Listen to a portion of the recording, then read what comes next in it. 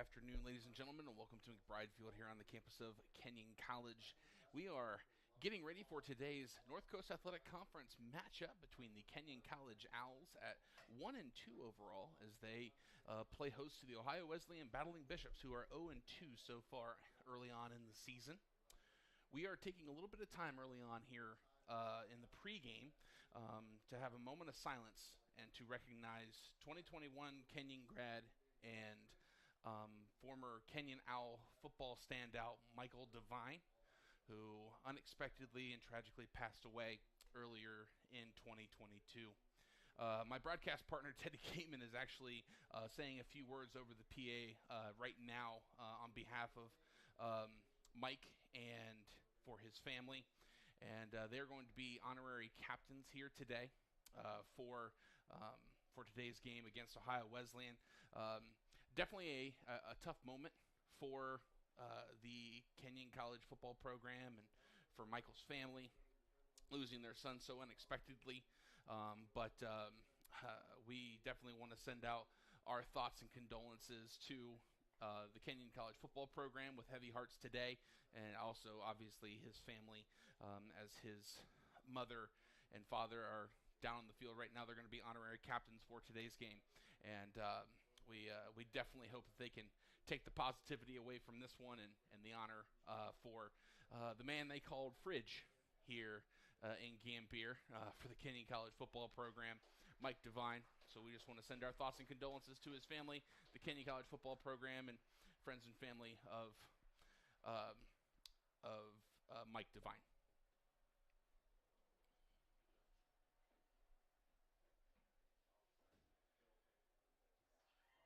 And Teddy is actually going to join us back here in the press box for this one. We'll give him a second to get everything all set to go. But we got a good one on our hands, ladies and gentlemen. It is going to be a good matchup here today in Gambier as the Kenyon College Owls host the Ohio Wesleyan Battling Bishops. Kenyon 1-2 so far on the year. Ohio Wesleyan 0-2. Kenyon they opened up the season with a win over Bluffton, and then they followed that with a tough loss up at Kalamazoo. And then last week when they lost a really close one, maybe not so much on the scoreboard, but from a perspective of playing Wittenberg in the past, 51-28 was the final score here from Gambier on that one.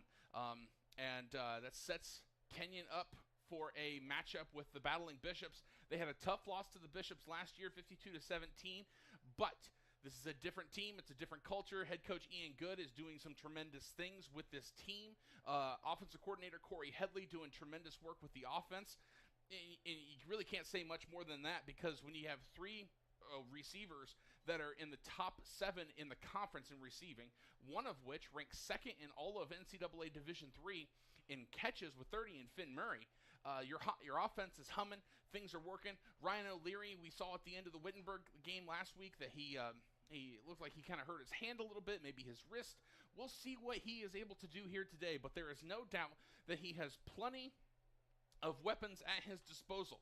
We have seen different running backs come in, Julius Thompson, Jack Provenza. We'll see if Drake Lewis is going to be able to come back from injury this week and what kind of impact he can make. We also even saw Jordan Benjamin make an impact, the freshman from Canada. He came in and played tremendous last week against Wittenberg and was able to stake his claim on the offense. And then you go on the defensive side of the ball, and you got Michael Bongiorno, Daryl Shands, Michael Lino, all making pressure. Michael Lino, top 3 in the conference in tackles on the season. He's the senior leader. He's the guy that makes this defense tick. And right now, if they can come in and maybe tighten up that defensive run stoppage game, maybe it's going to result in something we haven't seen since 2009. That's a win over the Battling Bishops. Yeah, welcome to Gambier. A beautiful day here as the Owls are in their purple jerseys looking clean. Kenyon, definitely a tough matchup today. Another team that is coming off of their bye week for the Owls, but they have 2 of the most explosive receivers in Finn Murray and Zach Kim. I mean, those guys are just wow. Yeah, that's the perfect that's the perfect response for them. It's just wow. What we've seen out of Murray and Kim during the first part of these first 3 games has been nothing short of impressive.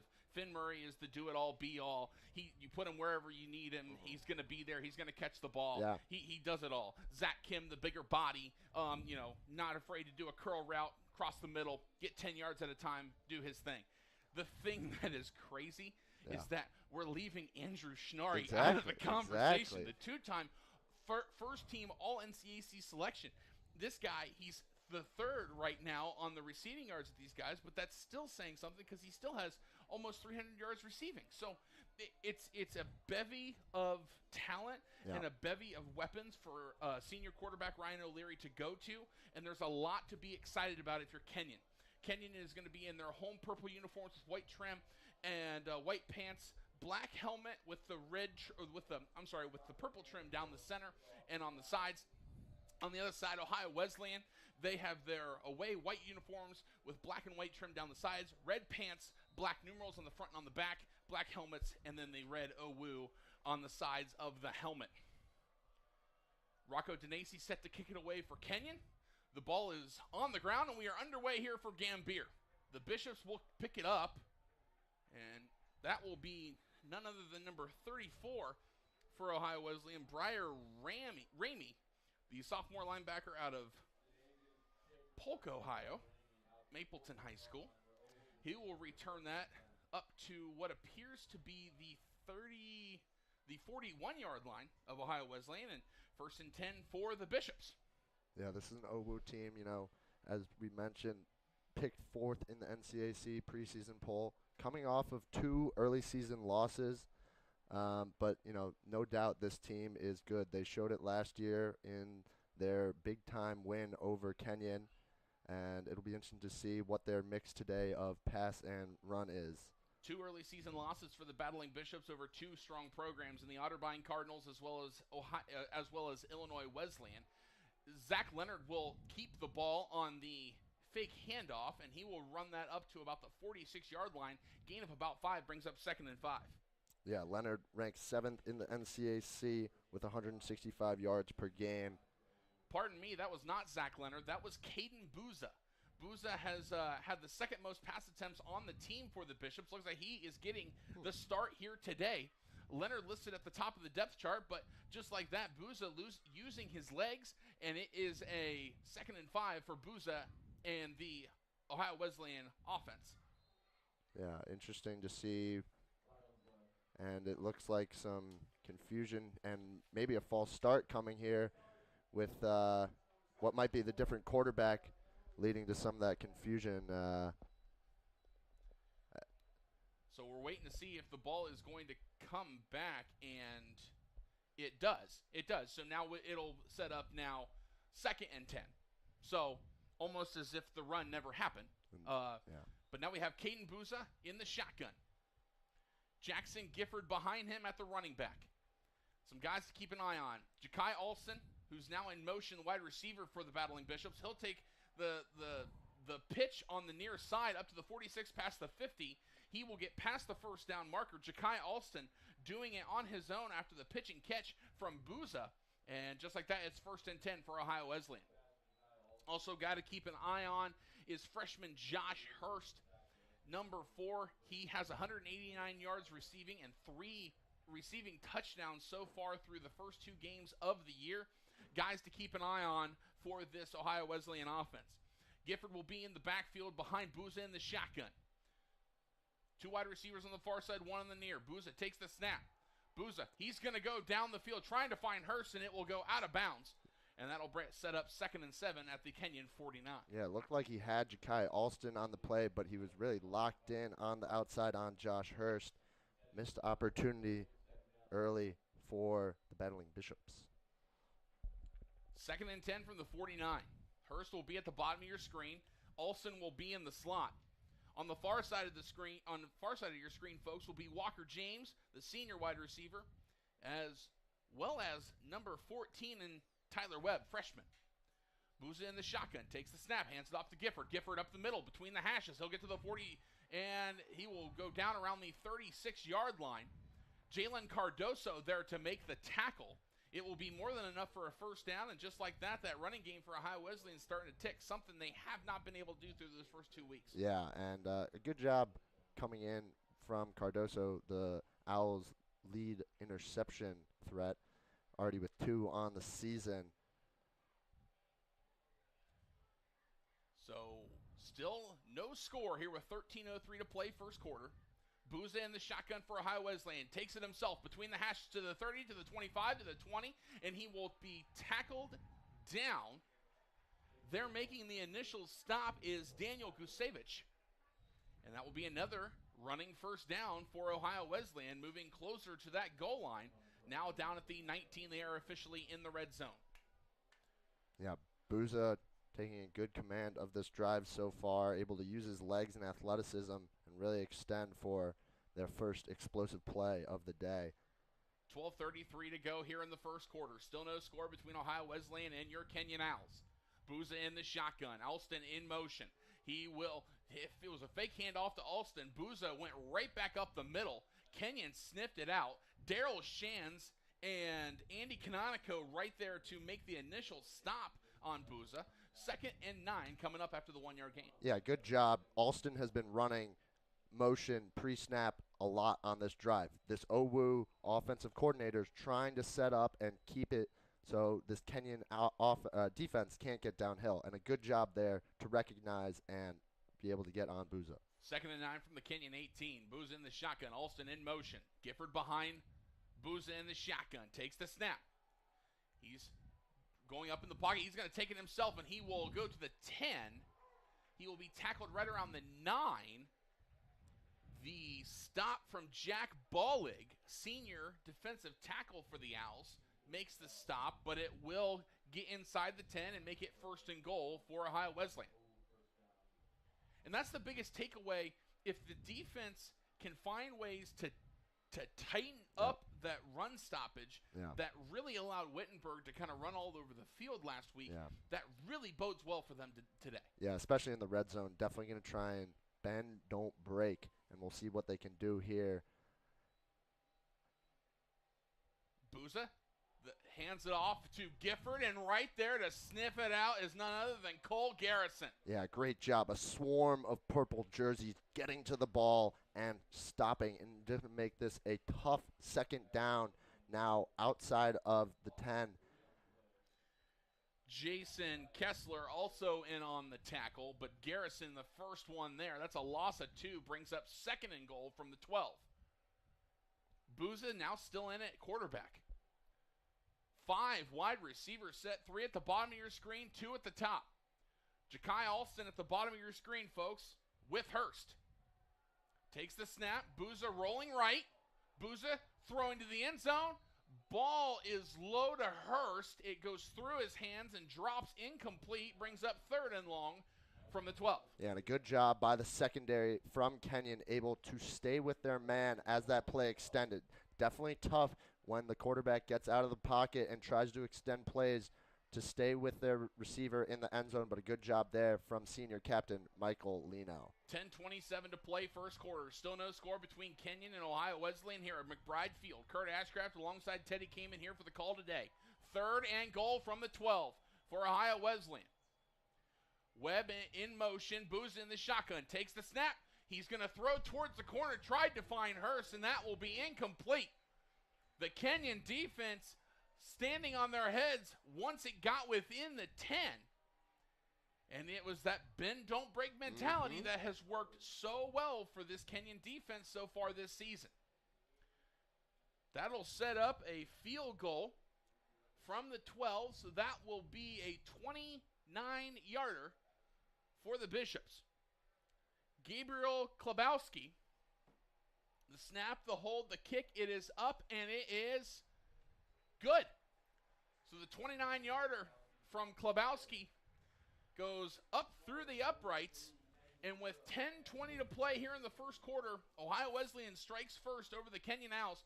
3-0 is your score, but now for the first time we get to see that Kenyon offense go to work. Yeah, really excited to see O'Leary back at home this week after the tough loss, see the adjustments that this offense can make. I mean, the offense still had a good week last week against Wittenberg, putting up points. Still a successful day from Zach Kim and Finn Murray and Andrew Schnari. Let's see what they can put out here today against this Battling Bishops defense. Well, this is going to be the opportunity to strike. Yeah. Pardon me, folks. It's actually Gabriel Chabowski is how you pronounce his last name. I want to apologize for that. So Gabriel Chabowski connects on the 29-yarder for Ohio Wesleyan, putting the Battling Bishops up 3-0 on top of the Kenyon Owls.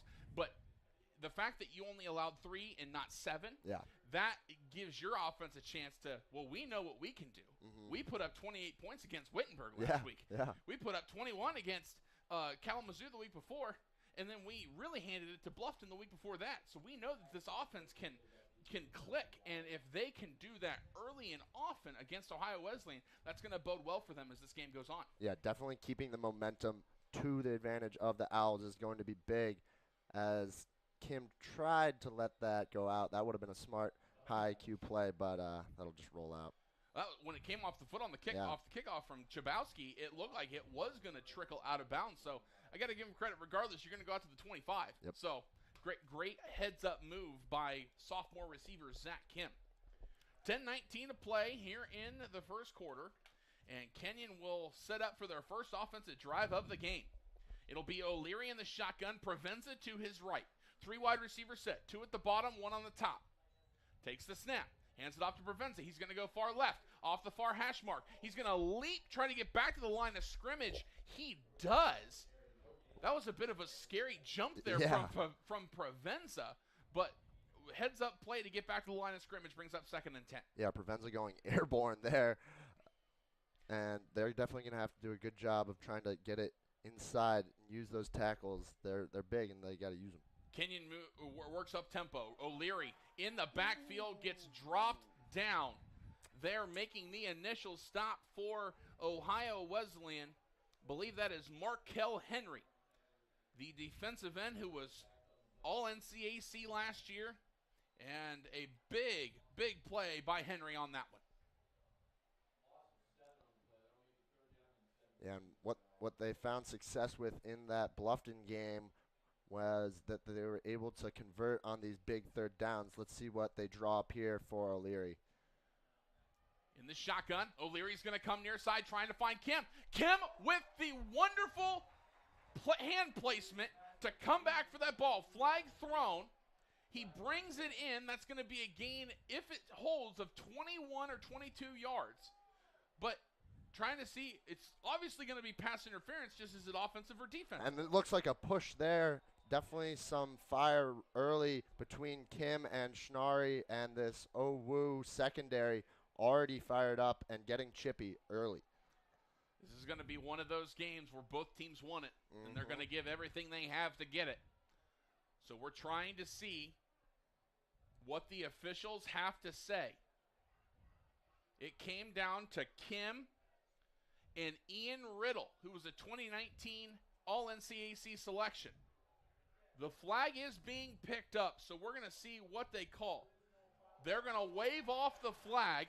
It's going to hold for Kenyon, a huge 22-yard gain. Actually, 24-yard gain for on the pitch and catch from O'Leary to Kim. And Kim doing a great job, knowing the ball was underthrown. He came back for it, great hand skills, got the ball 1st and 10 Owls. Yeah, Kim has definitely been that explosive threat on the outside for the Owls this year. Hand off to Provenza. He spins at the line of scrimmage, trying to check and see who made the initial stop. And it appears to be, once again, Markel Henry. He led the NCAC in tackles for loss in 2021, and he's right back at it here in 2022. 2nd and 10 from the Kenyon 47. O'Leary will be in the shotgun, Provenza to his right. Breyer checks in at tight end. Bottom of your screen, you have Zach Kim, and in the slot is going to be Andrew Schnari. Top of your screen, none other than Finn Murray. Takes the snap. O'Leary going far side, trying to find Breyer, but it just goes over his hands. And it will bring up 3rd and long. He had open space. Yeah, and it was flat. just a little bit too much above him, and that sets up 3rd and long. Yeah, tough ball for Breyer trying to get his hands up for that. Now he pushes out wide. Interesting mismatch. The tight end outside. 3rd and long, O'Leary down the middle, trying to find Schnarri. It pops in and out of his hands, and Ohio Wesleyan will get the interception. Bringing it in will be number 11. That is Drew Thornton. Already 23 tackles through the first 2 games of the season, and he adds a pick to his number on that one.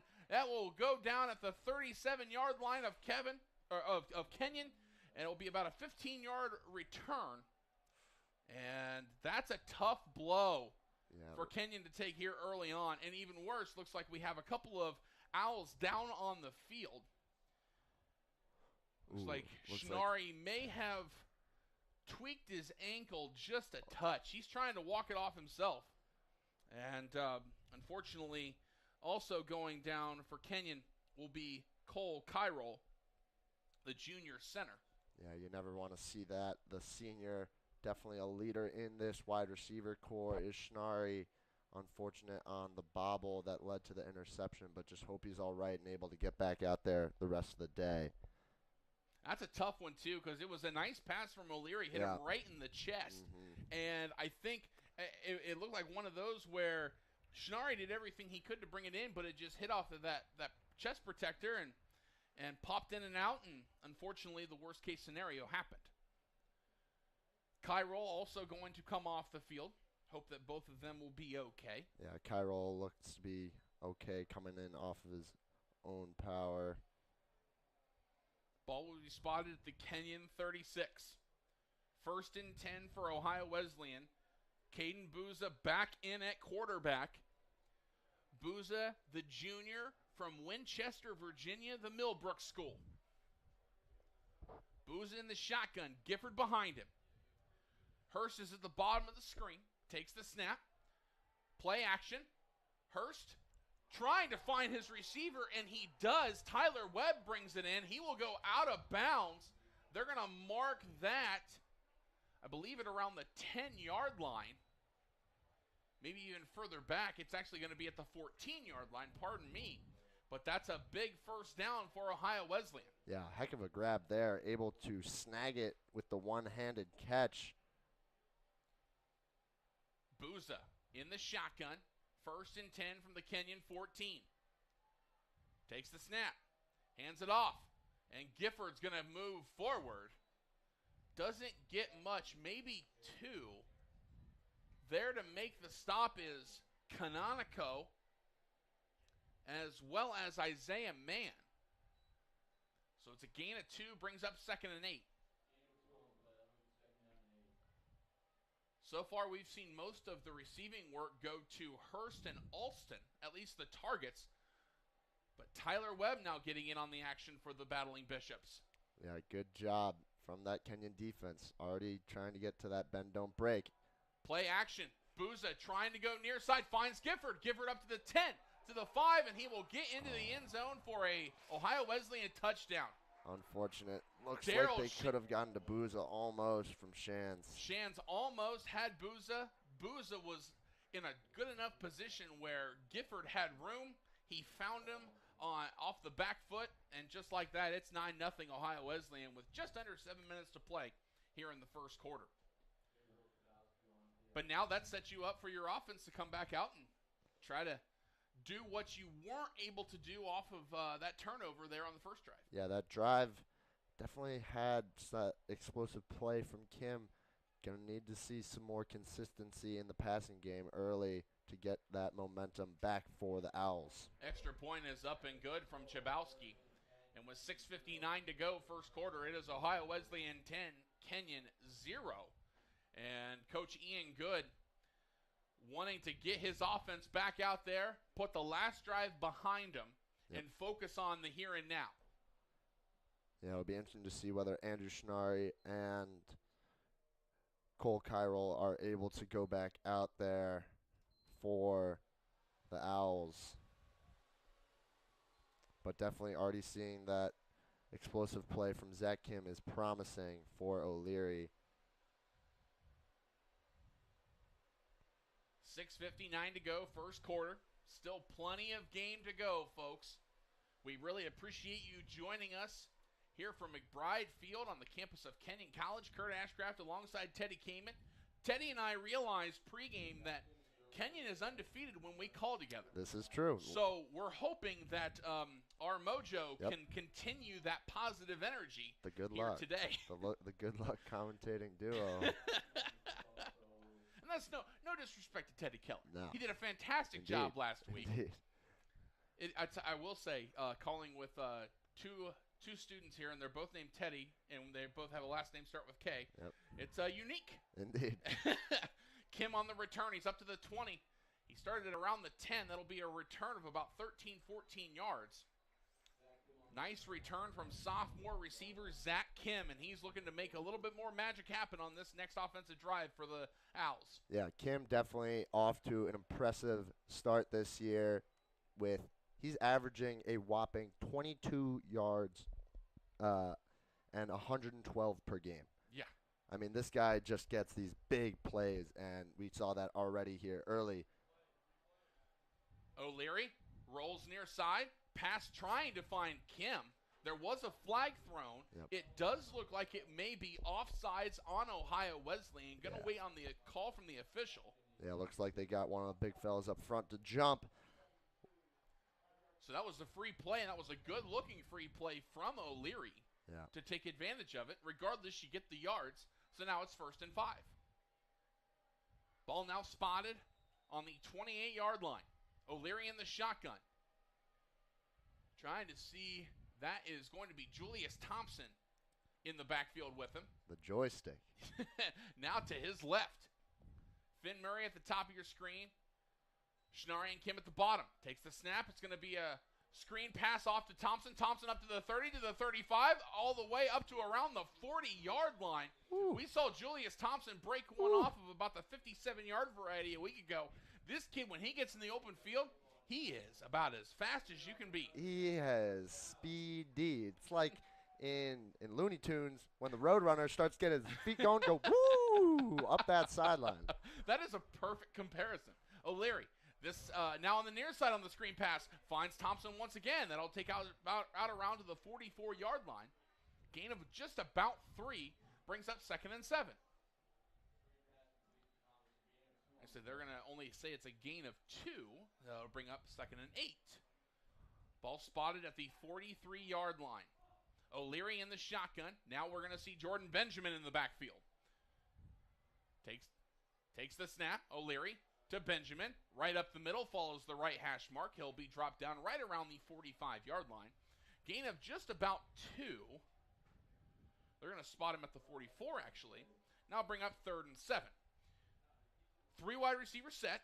2 at the top of the screen, 1 at the bottom. Zach Kim is at the bottom of your screen, folks. O'Leary will be in the shotgun. Benjamin to his right.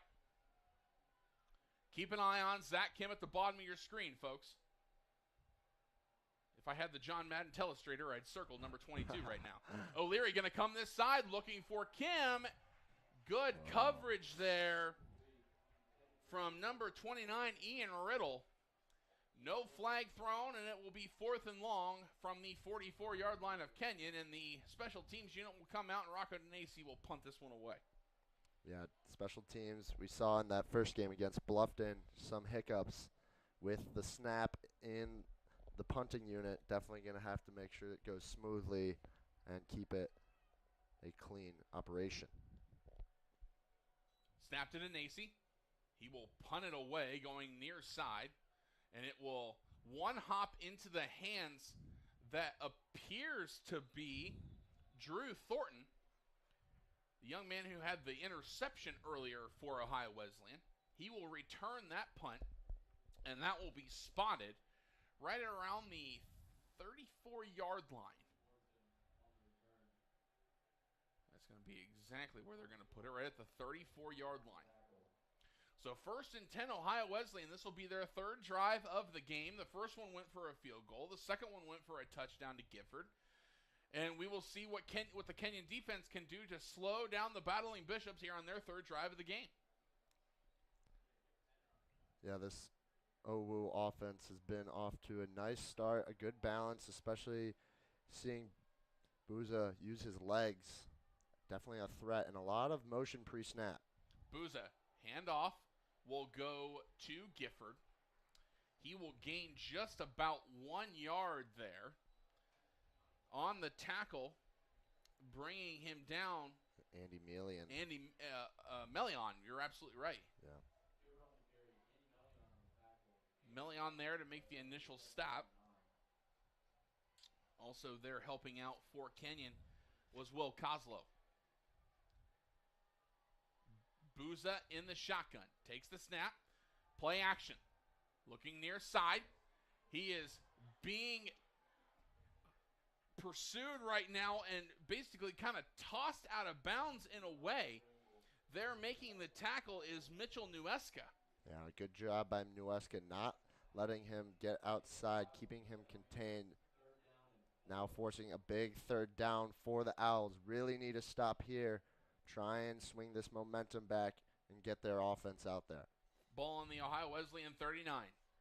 3rd and 5. 4:14 and counting here in the first quarter. Booza in the shotgun. 5 wide receiver set.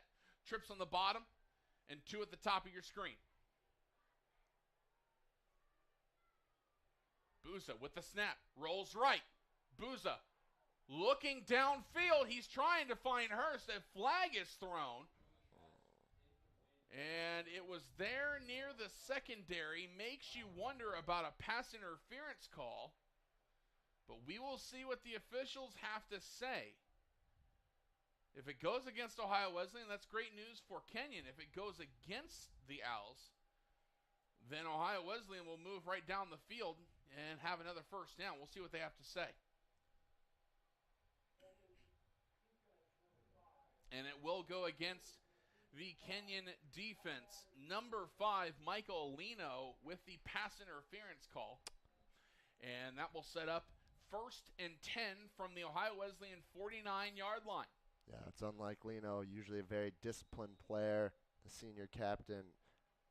Unfortunate, as that was a big third down and would have been a great stop to get their offense back out on the field, try and get some momentum. Just under 4 minutes to play, first quarter. 10-0 is your score. Ohio Wesleyan on top of the Kenyon Owls. 1st and 10 from the 49 for Ohio Wesleyan. Alston in motion. Booza in the shotgun. Gifford behind him. And a whole bunch of... A lot of movement right there on the line. Looks like it came from the offensive line, so they'll be moving back. And that will be a false start, just like Teddy said, on that offensive line. And that will make it 1st and 15 from the Ohio Wesleyan 44-yard line. Yeah, second false start. This raucous crowd here at homecoming helping give Kenyon some home field advantage. So it'll be 1st and 15, Ohio Wesleyan. Booza in the shotgun. Gifford to his right. Alston in motion. It'll be a handoff to Alston. Alston right around the 45 to the 50, and he continues to move forward. He's got room on the far side, and he will go out of bounds right around the 25-yard line of Kenyon. And that looks to be just about a gain of right around 30 yards for Ja'Kai Alston. And they've been setting that up all throughout the first quarter, having Alston run these pre-snap motion, and it looks like he stepped out on the sideline, so it won't be as big of a chunk for... He went out a little earlier Alston. than I thought he did. Yeah, tried to do a tippy-toe down the line, but... So 1st and 10 now from the Kenyon 37 for Ohio Wesleyan. Hurst will be at the bottom of your screen. Alston in the slot. Booza, the snap. Handoff. Gifford. Gifford far side to the 30, to the 25, to the 20. He will be tackled down by Michael Lino right around the 15-yard line. And once again, another big first down for the Battling Bishops. Yeah, and that's a touchdown-saving tackle from Lino, able to level him out. Once again, going to need some good red zone defense from the Owls.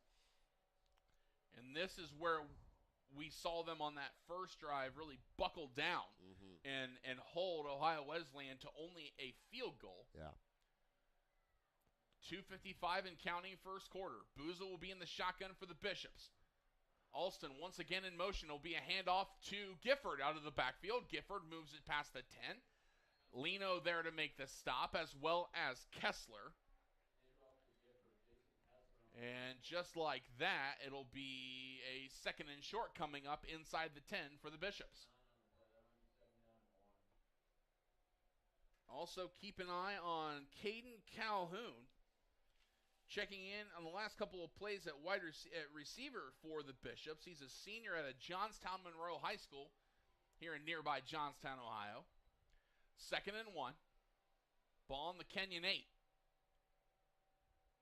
Booza in the shotgun. Takes the snap, rolls near side, trying to find the open receiver. Booza going into the corner for Hurst, and it just goes over the reaching hand of Josh Hurst. Yeah, we already saw Hurst make that one-handed grab. Tried to do it again, but not able to as the ball just sailed a little bit too high coming from Booza. Hurst, the freshman receiver out of Port Clinton, Ohio. Not built like a normal freshman receiver. It's 6'2", 175. 2 minutes exactly to play here in the first quarter. It is 3rd and 1. Ball on the Kenyon 8. Yeah, need to buckle down here. Try and keep it to a field goal. In the shotgun will be Booza. Looks over to head coach Tom Watts for the call. Gifford will be in the backfield. Takes the snap. And Booza keeps it himself. Can he get there to the line for the first down? We will see. Looks like they are going to stop him short. So once again, another great stop from the Kenyon defense. But that sets up now 4th and 1 from the 8. And if you're Coach Watts, do you go for it?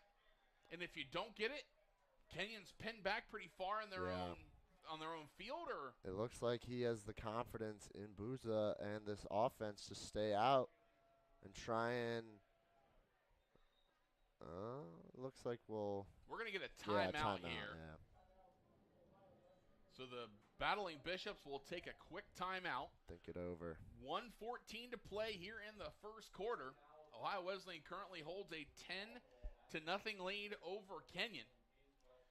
And if Kenyon can make a stop here, that will be great momentum moving forward for the offense to come back and try to get that ball moving. Those big chunk plays like we've seen against for Shinari, Kim, and Murray. Yeah, definitely the defense, if they can get a stop. They've been doing a good job on the run, trying to, on the inside, just some of these outside looks from these speedy OWU skill position players have been giving them some trouble. It looks like they are going to elect to stay out there and go for it. So the Bishops offense comes back out. Booza in the huddle, letting his teammates know what the play is. Hurst will be at the bottom of your screen. It's going to be a 3-wide receiver set. Hurst along with Calhoun. Alston at the top of the screen. Gifford in the backfield. Booza in the shotgun. 4th and 1 from the Kenyon 8. Takes the snap. Booza has room far side. 5 into the end zone. Touchdown. Once again, they're going outside the tackles and using his speed. Able to get into the end zone. Make it a 2-score difference. And that's a tough blow right now for the Owls to take. Yeah. Coach Ian Good, you really wanted to come out. Is there a flag? There is a flag over there. Sneaky corner flag. So we'll see what the call is. It looks like the Ohio Wesleyan Bishops are already off the field. And it will be a face mask on the defense. So that foul will be it'll come at the on the kickoff. Yeah.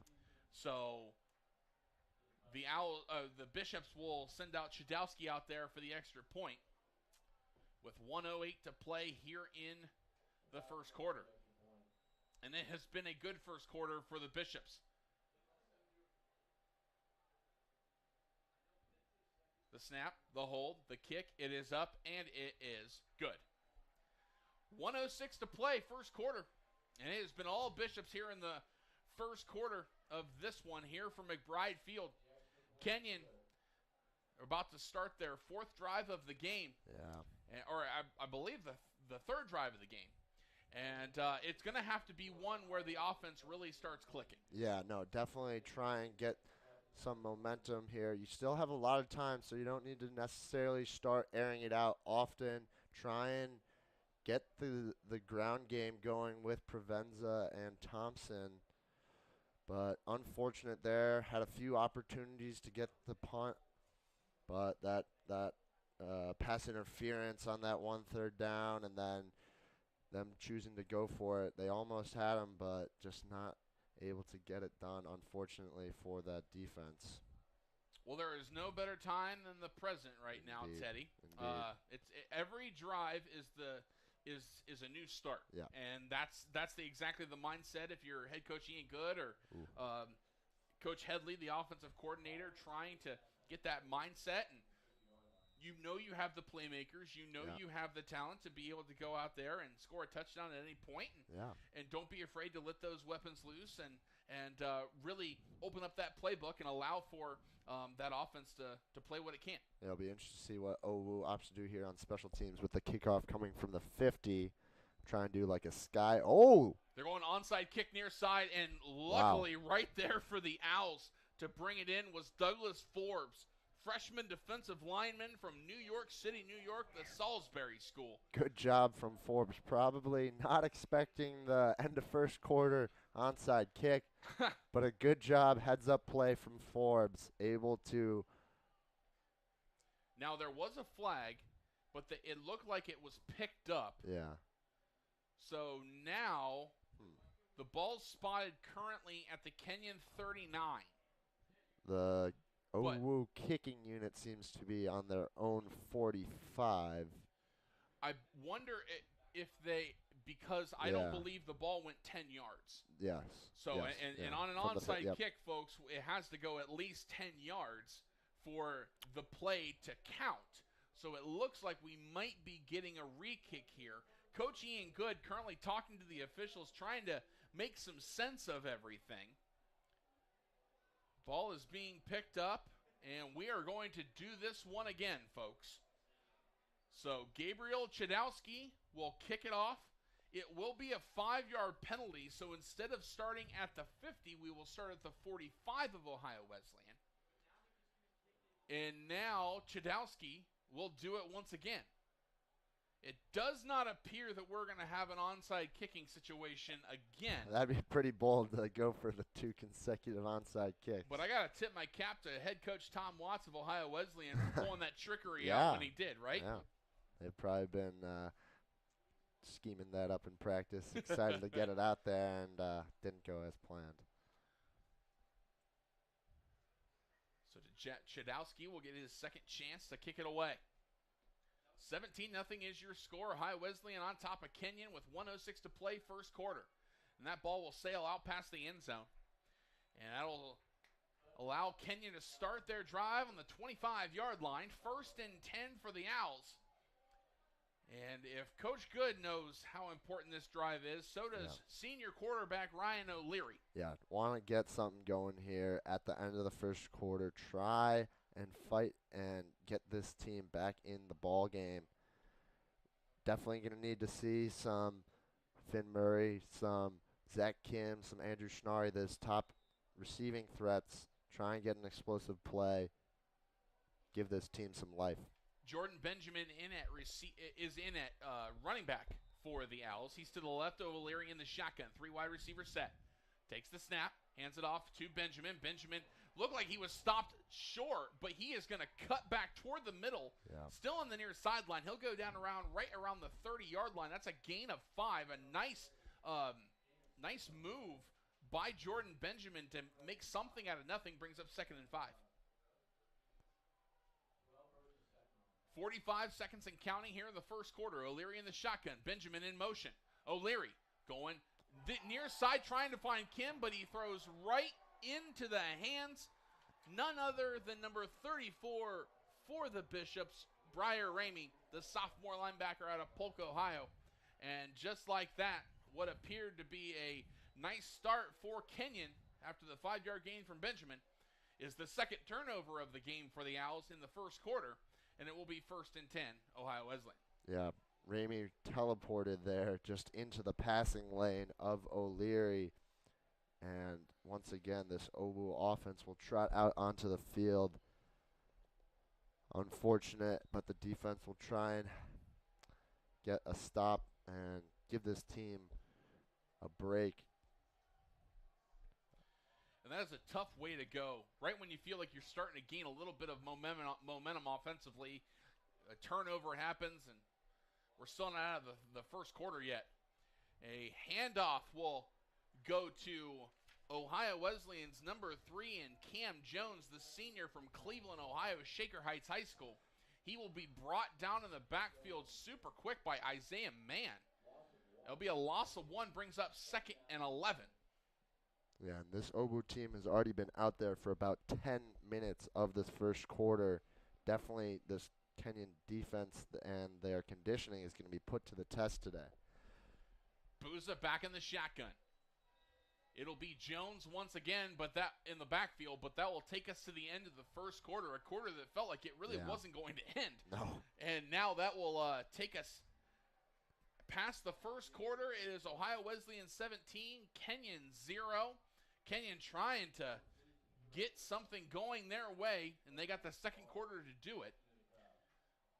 But what we've seen so far with Ohio Wesleyan is, in terms of quarterback play, Caden Booza has made some things work with his legs. He's also done some things where he's been able to utilize the weapons around him. Running game, and Gifford and Jones have been fine in the backfield.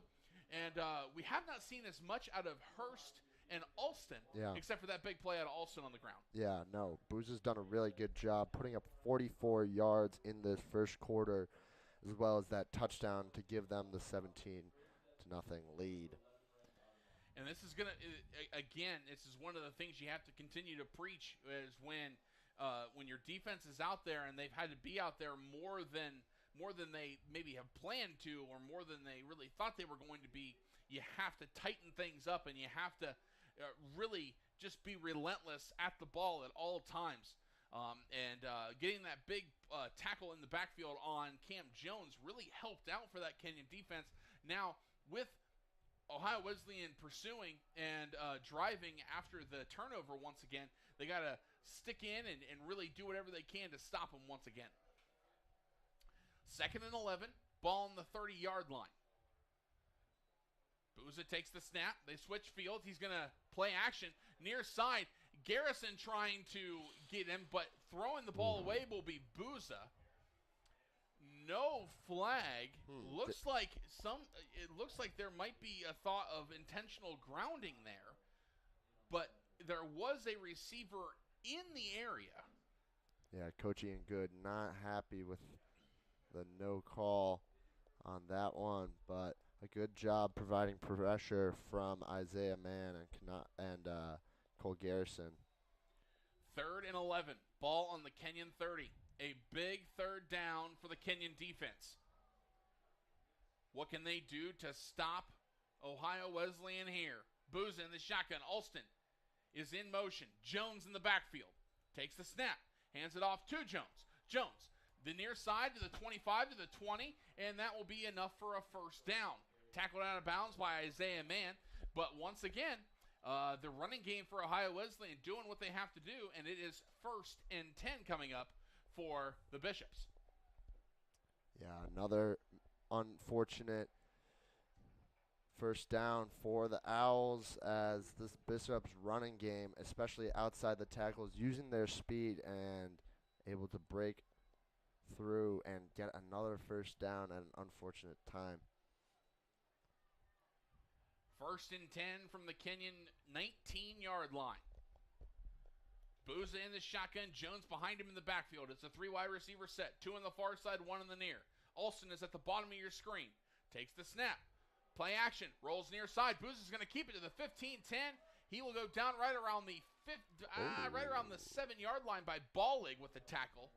Yeah, looks like he was down. The ball popped out at the end, but he'll be marked down just around the, looks like the 12 or like the 8. The 8-yard line. Yeah, That'll be more than enough for another Ohio Wesleyan first down. Brings up 1st and goal for the Bishops.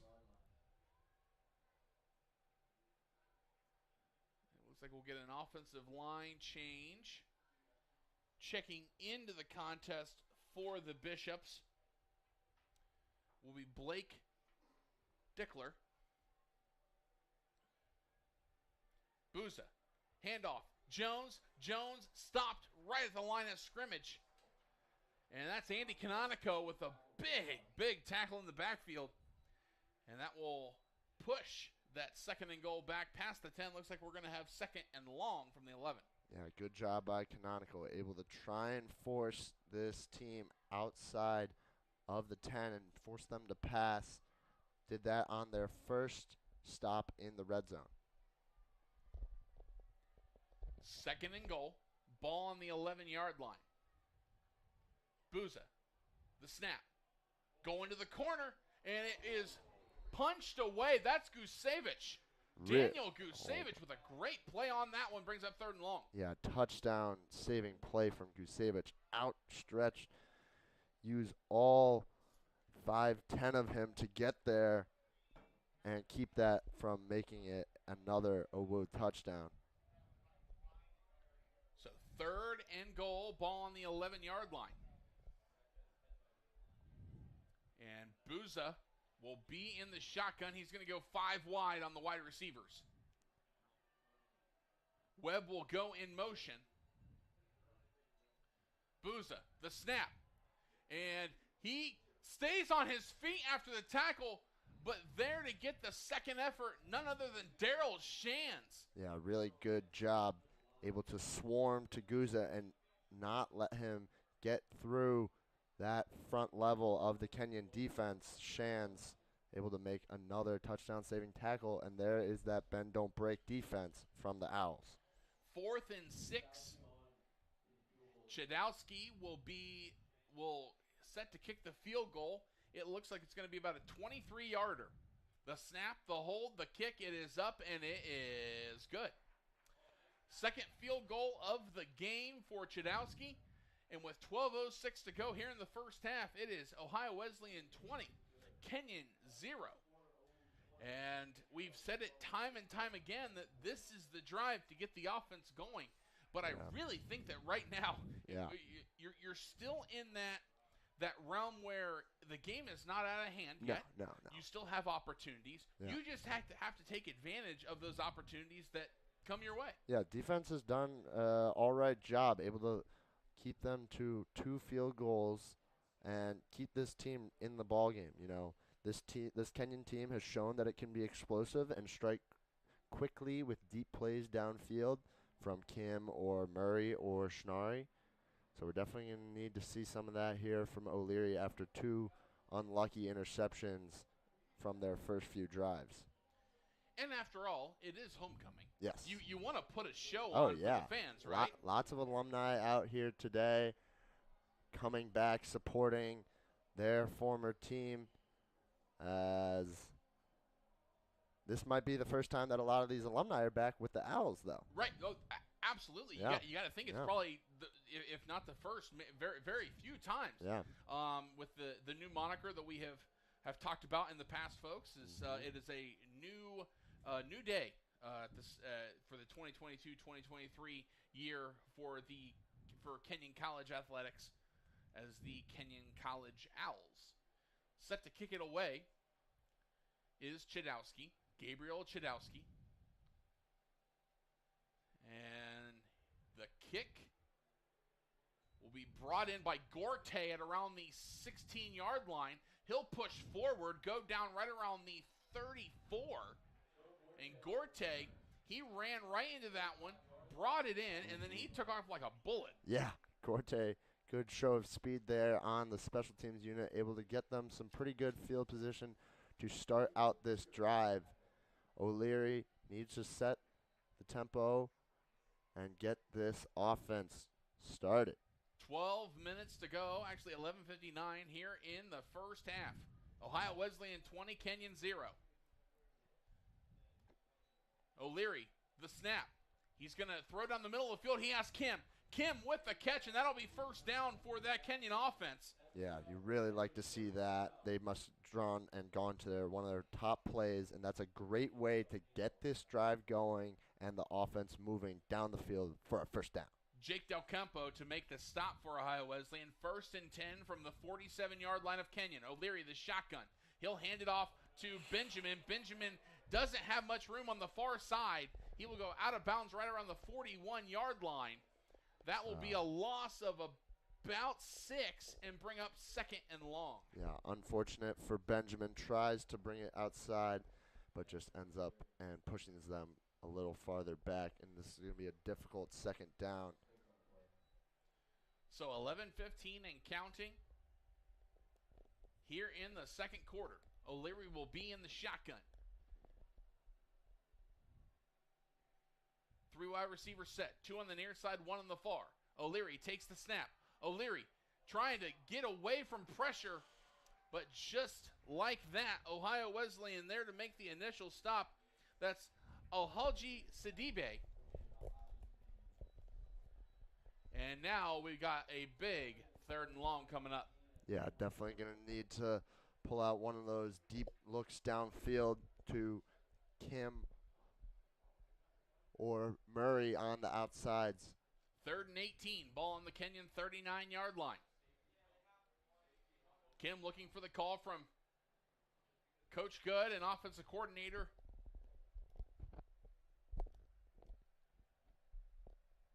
Takes the snap.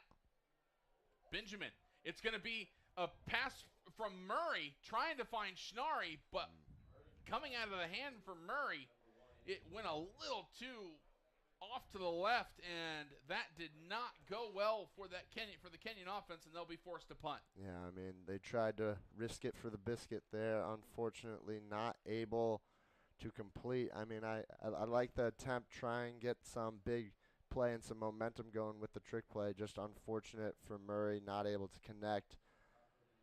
Definitely unfortunate as Owls once again cannot get a consistent offensive drive going. And the ball on the punt, it was kind of hopped back to Denesi. Denesi just kicks it away. Yeah, just instinct there from Denesi. Unfortunate once again, this long snapping unit has had some trouble shifting in and out, trying different guys to get a consistent snap off, but unfortunate. But there is a flag. Yeah. Illegal kick going to go against Denesi. Don't see that one every day. No, you don't, do you?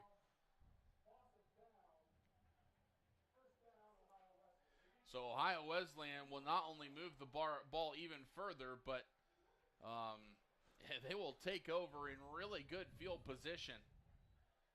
And that will be spotted at the 24-yard line. So great starting field position for Ohio Wesleyan. 10:03 to go here in the first half. Ohio Wesleyan 20, Kenyon 0.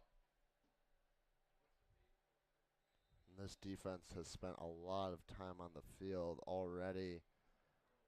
Yes, they have. Not able to get a lot of a break with these quick possessions on offense. The snap to Booza. Booza finds Alston near side of the 30. Alston wrapped up by Jason Kessler and Daryl Shands. Loses a yard, maybe 2 on that one. Brings up 2nd and 12. Yeah, good job by the Kenyon defense, able to stop Alston, who's already shown his quickness on the outside, able to contain him and wrap him up for a loss. Second and 12. 9:32 and counting here in the first half. Booza in the shotgun. Alston in motion. Now 3 receivers top of the screen. Takes the snap, hands it off to Gifford. And Gifford being and the ball poked out. They're making the initial stop for Kenyon is Andy Melion. Yeah. And he had Gifford by the jersey from behind. He was holding on to dear life on that white jersey. You can see it's a little stretched out now on Gifford. The equipment staff is going to have some fun with that this week.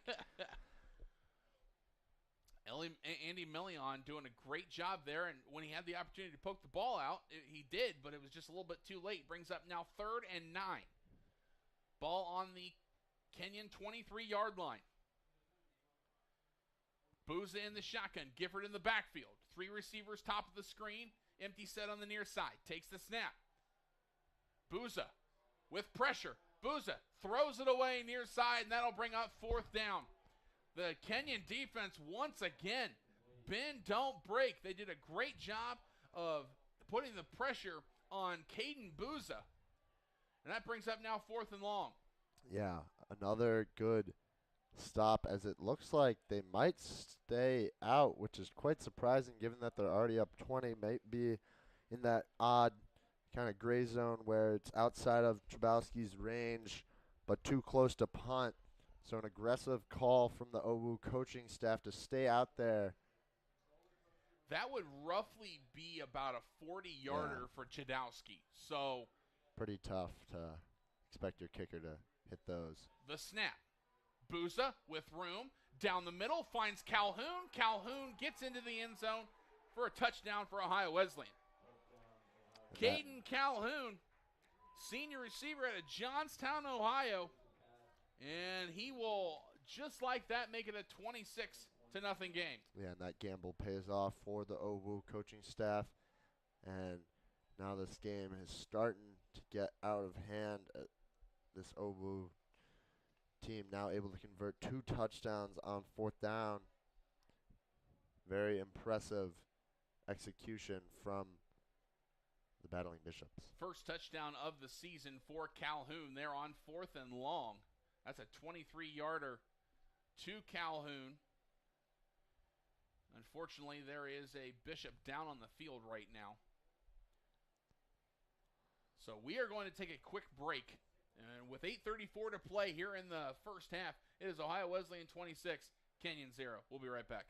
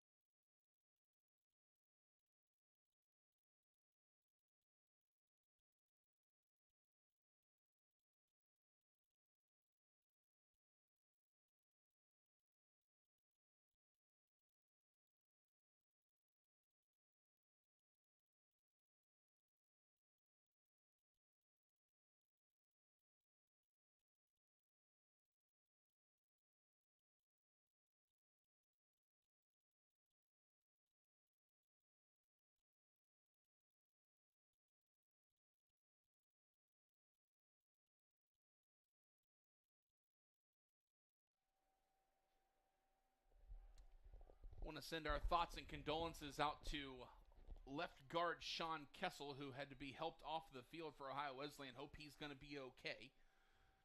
Chadowski out to hit the extra point after the 23-yarder. Touchdown pass from Booza to Calhoun.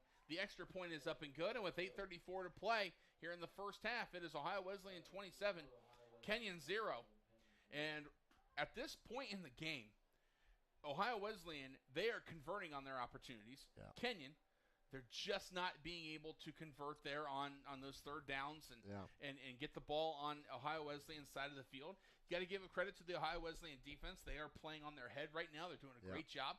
But if your head coach ain't good, you got to try to find some adjustments that can get the ball down the field, and whether that you really commit to the run or what you try to do. But moving that ball up and down the field is really what you're going to have to do now down 27. Yeah, no, they've definitely had a tough time, have not been able to establish that identity on the ground, and that's definitely been bringing some trouble for O'Leary.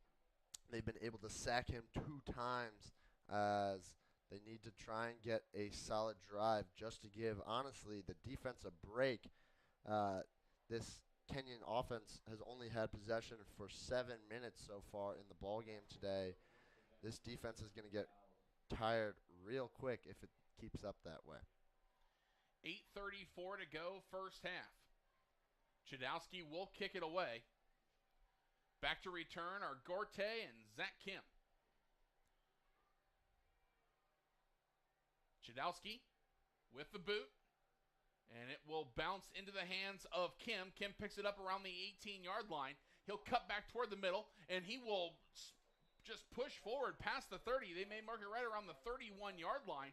They will. That's nice field position to start out for Kenyon.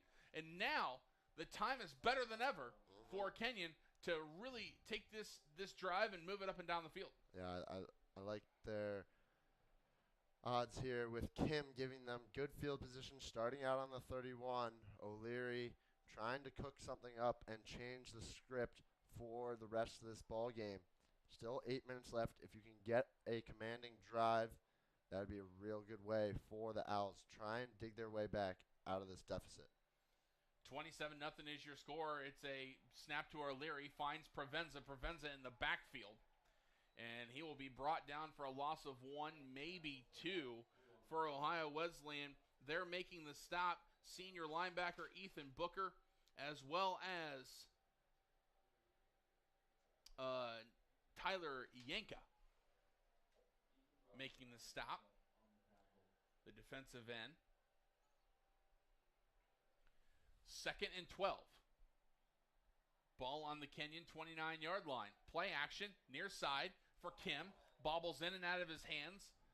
And that will be incomplete as he didn't catch it until he went out past the sideline. Yeah, unfortunate. That was a nice ball. O'Leary threw right as Kim broke to the outside of his route. Gonna need one of those big third down plays that we saw one earlier to Kim down the field.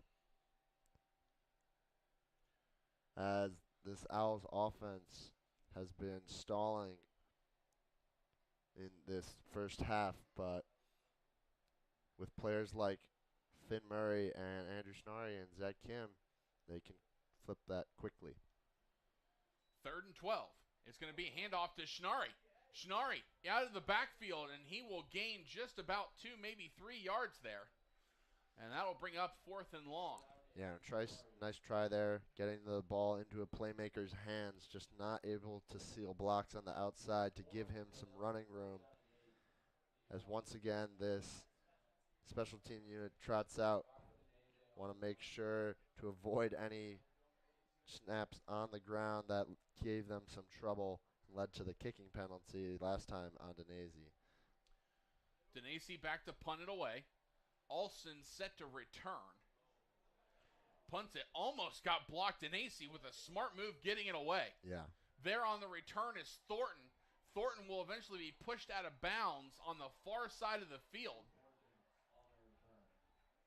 Yeah, good quick release from Denese with a few OWU jerseys coming quick after him after the snap, able to avoid any disasters and get it at least into their own half.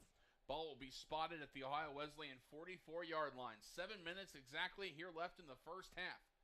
It's Ohio Wesleyan 27, Kenyon 0 right now.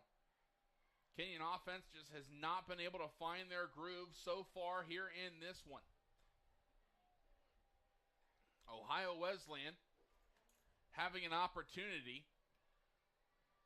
to add another score. They have, once again, great field position, ball at their own 44-yard line. It'll be Booza in the shotgun. Cam Jones to his right. 3 wide receiver set, 1 on the far side, 2 on the near. Takes the snap, hands it off. And that will not be Cam Jones. That will actually be Devon Haley, the freshman out of Granville, Ohio, Granville High School. Not too far from here, about a 30-minute drive. So it'll be a gain of 1 for Haley. Brings up 2nd and 9. Ball at the 45-yard line. Haley will stay in the game. It'll be a 2-back set. Gifford in motion. Going far side will be Booza to Hurst. Hurst gets the first down, and then he will be pushed out of bounds by Cardoso.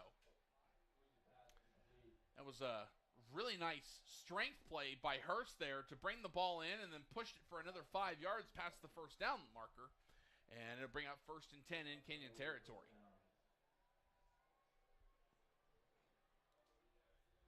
6:05 and counting here in the second quarter.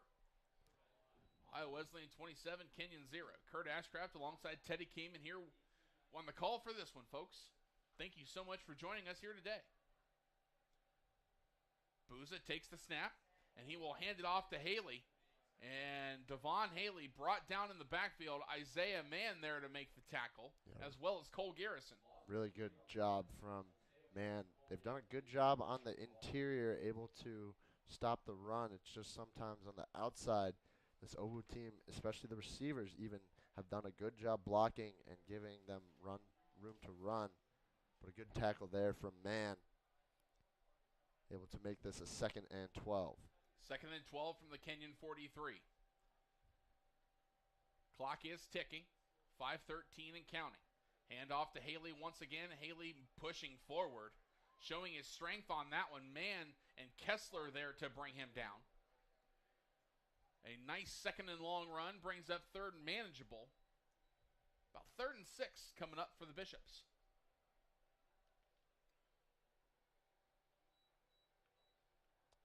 Another big 3rd down for this Kenyon defense. I know we've said that a lot, but they've done a good job trying to get big stops and force Booza to throw. 3rd and 6, Booza in the shotgun. Alston takes the handoff in motion. Alston to the 35, to the 30. He will be pulled out of bounds by Leno, but that will be enough for a Ohio Wesleyan 1st down. And Ja'Kai Alston using his speed to his advantage. And that'll be 1st and 10. Yeah, shoestring tackle by Michael Leno. Tried to get him just before the 1st down marker. Unfortunately, fell forward and was able to snap through for another OWU 1st down. Clock still ticking here in the second quarter. 4:10 to go. Alston in motion. 3 receivers on the far side. It'll be a handoff from Booza to Haley. Haley wrapped up in the backfield. Kenyon's own Mitchell Nueska there to bring him down behind the line of scrimmage. And it will bring up 2nd and long. Looks like they're going to spot it at the line of scrimmage. So 2nd and 10.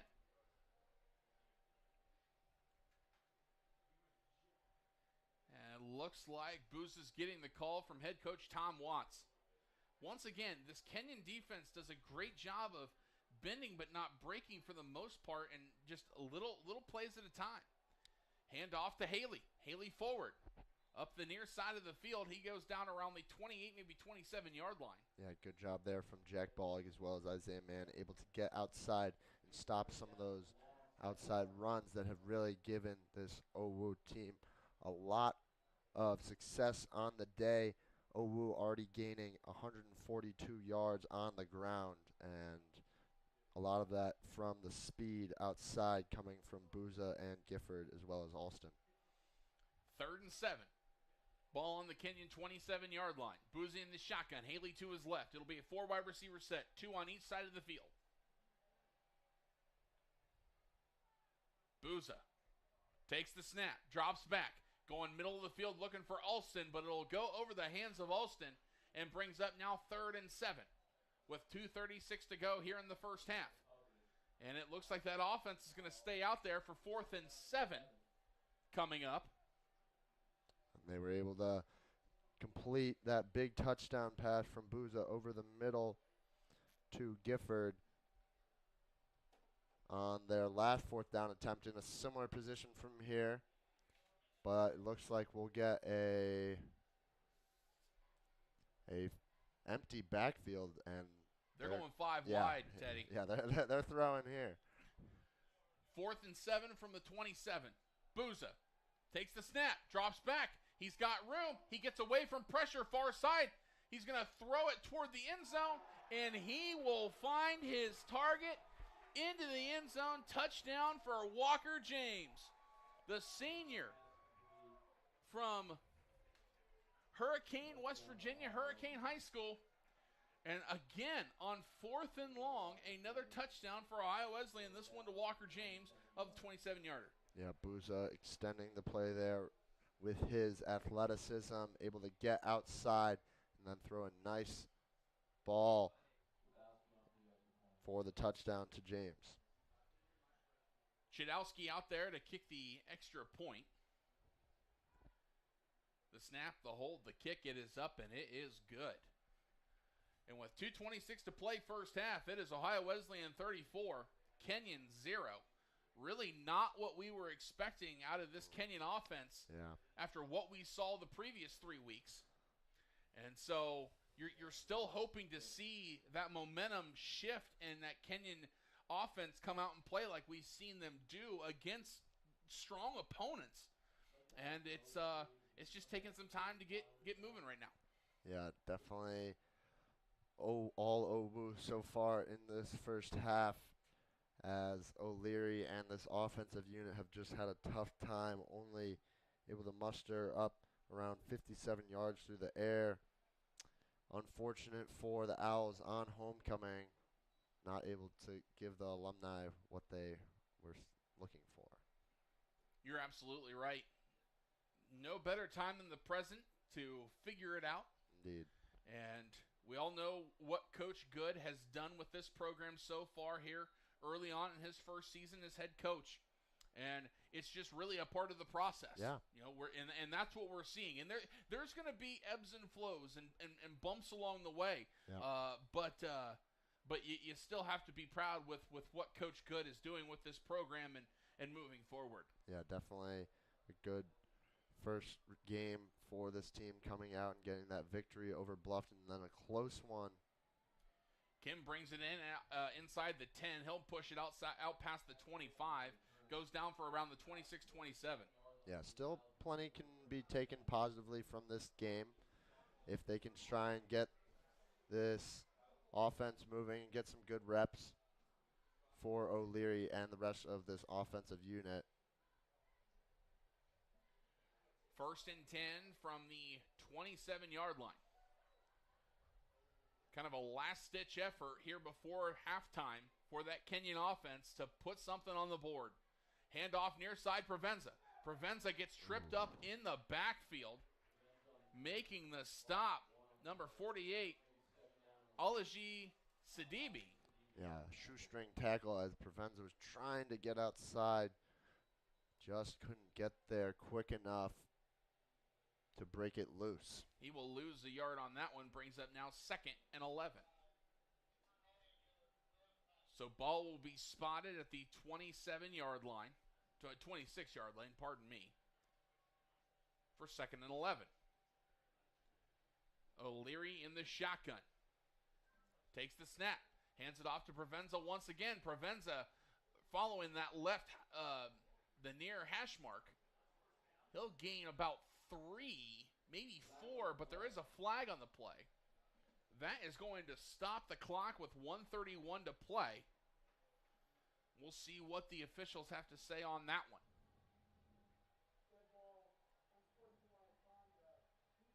It's going to be an unsportsmanlike conduct on the defense. So that should be a first down, an automatic first down for Kenyon. And it will be. Yeah, just. And at this point, you take the yards where they come, Yeah, right? you'll take it from anything. A show, a lack of discipline there from Owu, and Kenyon will take it, try and capitalize with 1:30 left in this 2-minute offense. Ball up to the Kenyon 45-yard line. 1:28 and on the snap, O'Leary loses it. He's going to pick it up. He's going to run. O'Leary out past midfield, and he will gain about 6. I don't know how he did that. No, neither do I. Like Houdini coming out of that pile and able to skip through and make this a more manageable second down as that clock is still ticking. They're going to need to move. Now in Ohio Wesleyan territory at the 48, hands it off to Provenza. Provenza moves it forward. He gets the first down and a little bit more. He's now pushing the pile out to the 40. What a run by the senior Jack Provenza. You'll love to see it. The big guys moving the pile, keeping them forward. That is something that'll get everybody going for this Kenyon offense. Now at the Ohio Wesleyan 39, 52 seconds and counting. O'Leary, play action. O'Leary going near side, trying to find Kim. Kim fighting with the corner. No flag called on the incomplete pass. There right with Kim is the corner, number 5, Isaiah Radcliffe. Yeah, I like the big shot there from O'Leary, looking downfield to his big play receiver, Zach Kim. Now with 43 seconds left, we'll be interested to see how they draw it up. Gonna need to move, get some points. O'Leary to Provenza. Provenza forward. He will gain right around 4 yards, maybe actually 3, and that'll bring up 3rd and 7. Kenyon has all 3 of their timeouts, 30 seconds exactly left here in the first half, and counting. And O'Leary taking his time. 22 seconds and counting. Clock ticking. Got to get something going quick here. O'Leary looking for the call. And 3rd and 7. 10 seconds left. O'Leary, the snap. O'Leary with pressure. O'Leary goes down, and that ball will go out of his hands. And now with 3 seconds to go, the clock now at 0. Looks like they're going to add some back. A flag is thrown. Look like it might. Well, we have 2 flags. It looks like it might have been holding as O'Leary was trying to escape the pocket. And was there the potential intentional grounding? Yeah. Unfortunate. Took a while to get the play call in and took a lot of time off of the clock. Might have led to some miscommunication in that quick play call, just trying to get it off and save some time.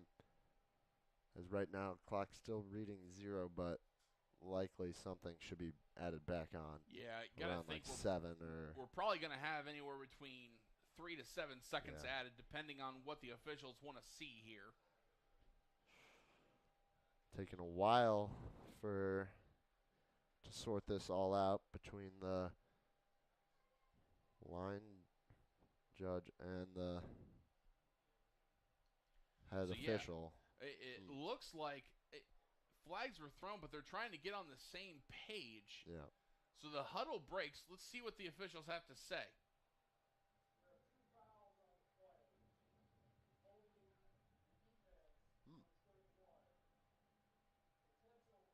Oh.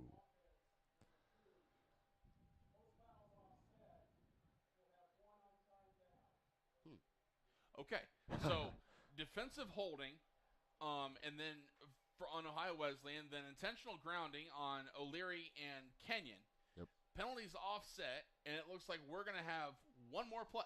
A Hail Mary attempt Yeah. or something like it. Owu will be just playing prevent defense, everybody back. Surprised that Zach Kim is coming off, one of the contested catch leaders for the Owls. Kim checking out, checking in, number 41, Will Domino. Freshman tight end from Walpole, Massachusetts. 3rd and 7. The throw to the end zone, looking for Murray. Ball's tipped away. Making the play is Ian Riddle. Tips it down, and that will end the first half, folks. And in that first half, it was all Ohio Wesleyan all the time. 34-0 is your score at the break. It is very clear that Ohio Wesleyan, they know their playbook. They're getting it figured out. Coach Ian Good and the Kenyon Owls, they got some work to do. Yeah, Kenyon definitely slow out of the gates. This offense, who has been a really strong unit so far, just stalling here. A couple unfortunate drop passes, deflections, not able to get the run game going with Drake Lewis out. Unfortunate for the Owls on homecoming. Well, folks, we're going to take a break here at half as well. Once again, halftime score, Ohio Wesleyan 34, Kenyon 0. We'll be back here with a few minutes left before we start the second half for some first half stats and analysis, and we'll get you ready for second half action between the Kenyon College Owls and the Ohio Wesleyan University Battling Bishops here from McBride Field at Kenyon College in Gambier, Ohio.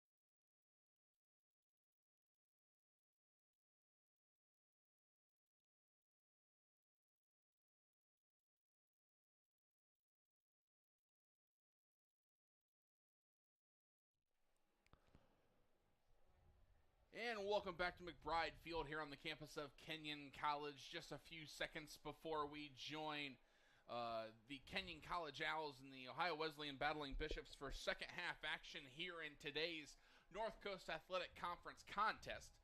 Halftime score, however, does favor the Bishops by a bit. 34-0 is your score, with Ohio Wesleyan currently leading Kenyon at the break. When you look at the stats, it was really very one-sided, and especially something to keep an eye on is the time of possession. Ohio Wesleyan truly dominated the time of possession. Yeah, 18:57 for Ohio Wesleyan compared to the 8:44 for the Owls. This defense has spent a lot of time out on the field, and it's definitely going to start to show. No matter how conditioned you are as an athlete, just spending that much time out there battling and grinding, that's going to be tough.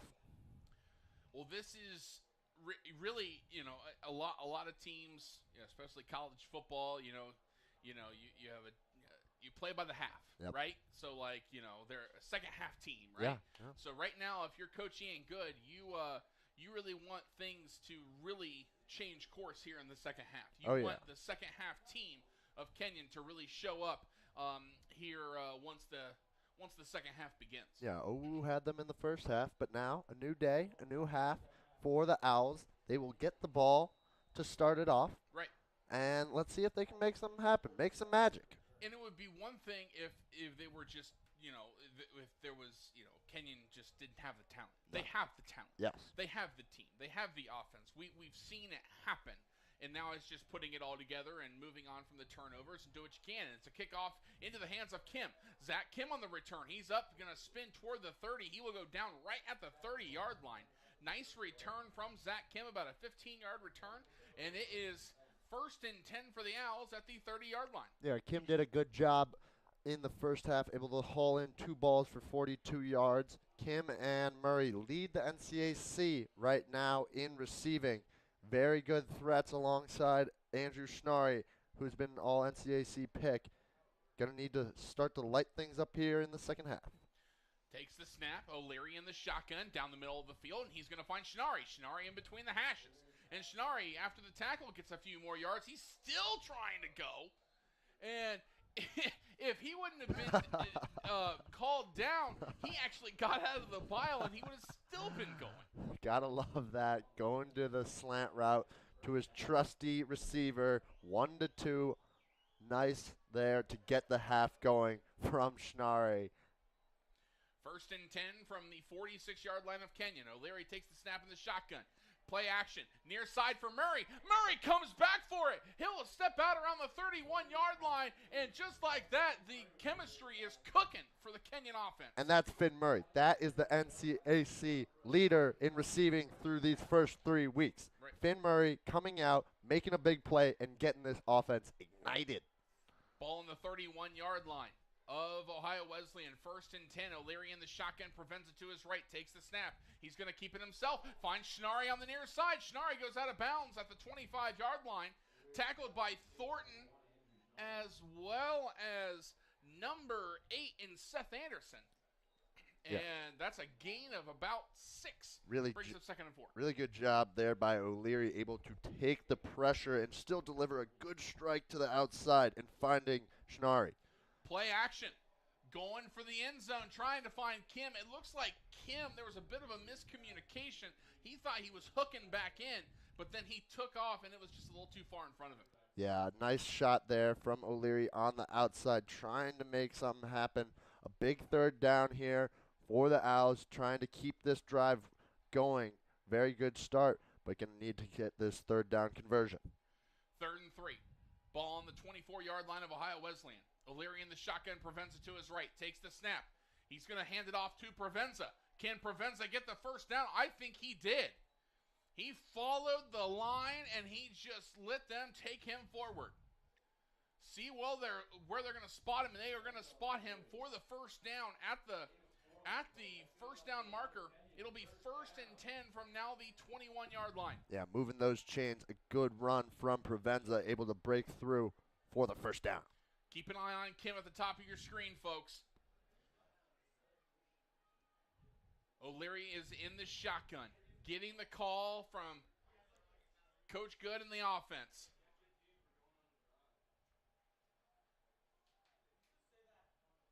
O'Leary in the shotgun, the snap, hands it off to Provenza. Provenza finds a hole. He won't get much, but he will get about 2, maybe 3. They're going to stop the clock.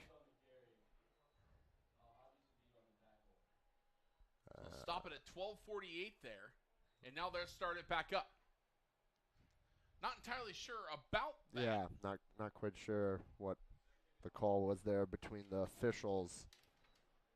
But a 2nd and 7 here, possibly an end zone shot with Schnarry and Murray on the close side. Hands off to Jordan Benjamin. Benjamin sneaks through the hole. Oh, he almost broke that one.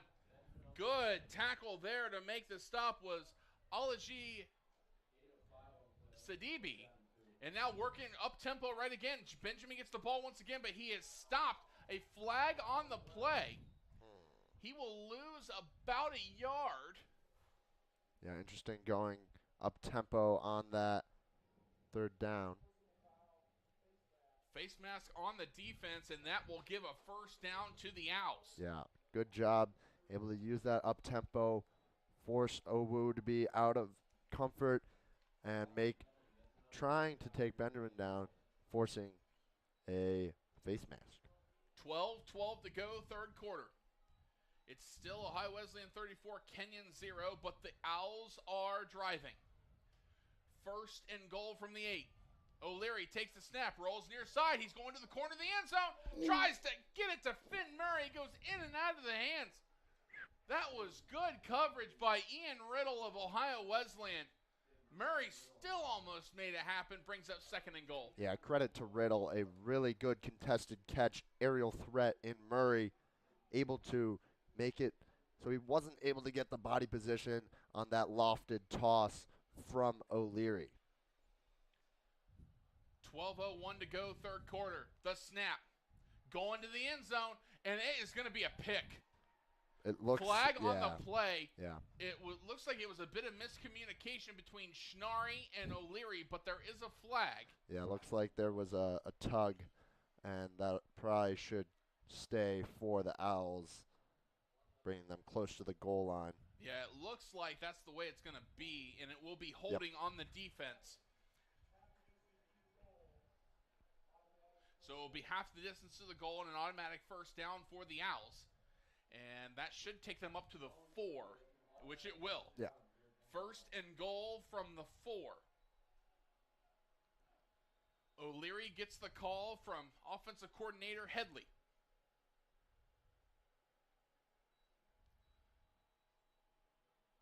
He'll call it up to the line. Benjamin to his left. In the shotgun. The snap. Pitches to Benjamin. Benjamin to the 5. Gets past the goal line. And that's the first touchdown of the game for the Kenyon Owls. You'll love to see it from Benjamin. A great job from O'Leary. Able to pitch it perfectly timed. Baiting in the defender. Pitching it to Benjamin. Capitalizing for an Owls score. 6 first points of the game for Kenyon. 34-6 is your score. 11:51 to go, 3rd quarter. Denacey out there to kick the extra point. The snap, the hold, the kick, it is up, and it is good. So with 11:51 to play, 3rd quarter, Kenyon gets on the board for the first time today. And is that where the momentum can come from for the Kenyon College Owls? Getting on the board for the first time is a nice drive right out of halftime. You go more than 3 minutes, and you move the ball up and down the field. Yep. Great start, and exactly what you need if you want to continue to build on something here in the second half. Yeah, able to restore some hope from that offense, getting back to what they know. Able to push the ball outside, and a really good job from O'Leary on that drive, able to spread the ball, finding Kim, finding Schnarr, targeting Murray downfield. A really well-executed drive coming out of halftime for these Owls. Set to kick it away will be Rocco Denacey. Back to return for Ohio Wesleyan will be Ja'Kai Alston, as well as Tyler Webb. So Denacey sets it up. Perfect opportunity for the Kenyon defense that has had some time to breathe and, take some time off and recollect their energy for them to go out there and get a big 3 and out. Another squib kick on the ground. Yeah, nicely executed, keeping them to just about their own 27 by Denesi. And coming up with it, actually falling on top of it, was freshman safety Abram Beer. Yeah, good job stopping the roll. So that'll be 1st and 10 on their own 28 for Ohio Wesleyan. This is an offense in the first half that kind of really dinked and dunked you across the field, but used a lot of speed to their advantage. Yeah, a lot of pre-snap motion from this Ohio Wesleyan team, especially coming from Alston, number 2, who had a lot of outside runs that really utilizes speed well to get outside the numbers. Cam Jones on the first play of the drive carries it, believe for no gain. Something to point out, though, we do have a new quarterback for Ohio Wesleyan out there, none other than Zach Leonard. Which is who is listed at the top of the depth chart. That's right. For the Battling Bishops. A sophomore from Niles, Ohio, McKinley High School. Leonard coming into today, ranked 7th in the conference with 165 and a half passing yards per game. Takes the snap, hands it off to Jones, and Jones wrapped up by Garrison in the backfield. Big tackle for loss for the big man, number 90, Cole Garrison. Yeah, great job from Garrison. Really had a strong junior campaign so far, and we're seeing it there. Able to get into the backfield and cause some chaos. 3rd and 13 for Ohio Wesleyan. Leonard will be in the shotgun. Jones will be behind him. You'll have Webb in the slot at the bottom of your screen, with Hurst at the bottom of your screen, and Olsen will be at the top of your screen. Takes the snap. And Leonard going downfield trying to find Webb, and it's too far down in front of Webb. Incomplete, and that will bring up 4th and long, and Ohio Wesleyan will have to punt it away. And just what Kenyon needed there. They were able to get close a lot of times trying to keep them off the field, but Ohio Wesleyan did a really good job in the first half getting those 3rd downs. But Kenyon now in the second half already making the halftime adjustments from Coach Good, able to get a first good drive on offense, and now a big stop and able to get the ball back into the hands of Ryan O'Leary. 34-7 is your score. 10:25 to go here in the 3rd quarter. Nice punt away by Chudowski. And fair catching it will be Kim. He'll catch that right around the 32-yard line. Not bad starting field position for the Owls.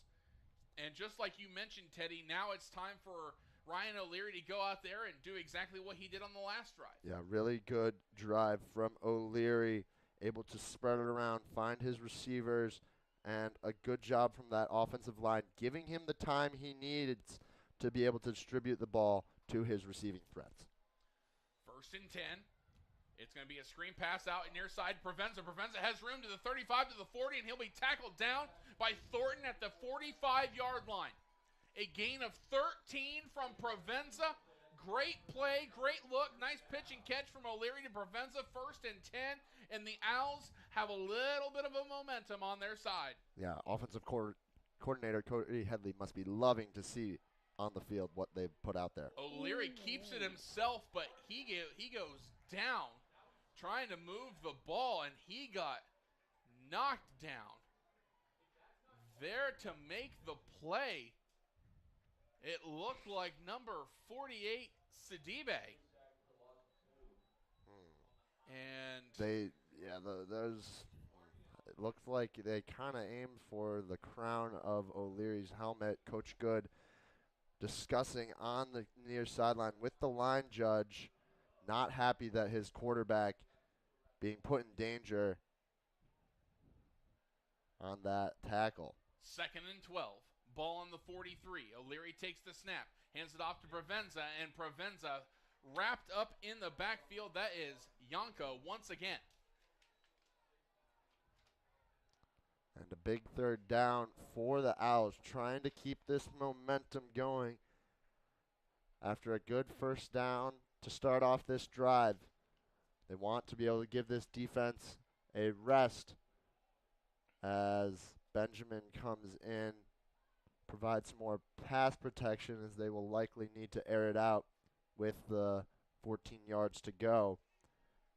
After the big screen pass play to Provenza, it's now just been back-to-back plays for loss for the Owls. 3rd and 14. O'Leary rolling near side. O'Leary trying to get it to Murray. Murray will catch it. It will not be enough for a first down. They're going to mark him about 3 yards short. Maybe 4 yards short. But it's still going to be on Ohio Wesleyan's side of the field. It's going to be 4 yards short. Brings up 4th and 4. They're rolling with it. Here comes Kenyon. And they had the tempo. But now they're just going over to double check on the play. Big 4th down for the Owls. And a flag comes out, and it looks like that one's going to be false start on the offense. If so, that one hurts. Yeah, that really stings. Trying to get the 4th and manageable now will turn into a 4th and 9 as it looks like the punt unit will have to trot out. That is not the play you were Yikes. looking for. Yeah, that's a drive killer. And that brings it back now 4th and 9, and Denesi and the special teams unit will go out to punt it away.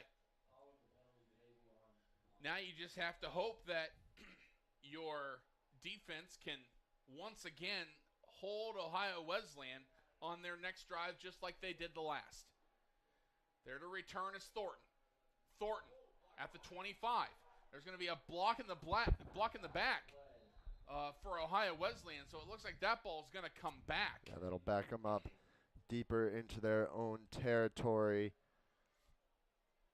A good punt from Denesi as after that first unfortunate operation in the first half, they've been clean since. So the ball will be pushed back now. Hopefully give the Owls some better field position if they can get a nice 3 and out. And if you can't score on the drive and you have to give it back, you might as well hope that it's going to be good field position for you and not for the Bishops. Yeah, definitely still the offense just looks like they have a lot more confidence when you say so far in the second half, coming out able to find his receivers. A really nice catch on that 3rd down by Finn Murray. But now defense's turn to hold their ground. 1st and 10. And it's going to be Leonard passing down the middle. Ball incomplete, but there is going to be a flag on the play. Yeah, looks like Cardoso was draped over Hurst, unfortunately, probably. Yeah, that's a tough one because you didn't directly see Cardoso holding him. Yeah. But it will be an automatic first down for Ohio Wesleyan. Kind of cancels out that block in the back, and now they're around where they receive the punt. You're right. So 1st and 10 from the 26. It'll be Leonard in the shotgun. Cam Jones to his left in the backfield. 3 wide receivers set. Hurst at the bottom of your screen. Alston at the top of your screen with Calhoun in the shotgun, or in the slot. Play action. Near side for Hurst. Hurst catches it. In motion. He's going to keep going. Hurst to the 20. 10. 5. Touchdown. And a 74-yard touchdown pass from Zach Leonard to Josh Hurst. Just like that, it is 40-7 Ohio Wesleyan. Yeah, really explosive play from Ohio Wesleyan. At least Owls get the ball back quick, so take it on that. Unfortunate though, on the one of the first really big plays from the Bishops. Haven't really given up much besides that, as now Chabowski will come out for the kick. Snap, the hold, the kick. It is up, and it is good. 7:29 to go here in the third quarter. Ohio Wesleyan 41. Yeah. Kenyon 7. That is not what you wanted to see if you are repping the purple and white today. But at the same time, you're going to get the ball back. Things do look to be a little bit out of reach, but you can still make your claim today and show what your offense can do and that your defense can play with the best of them in the NCAC.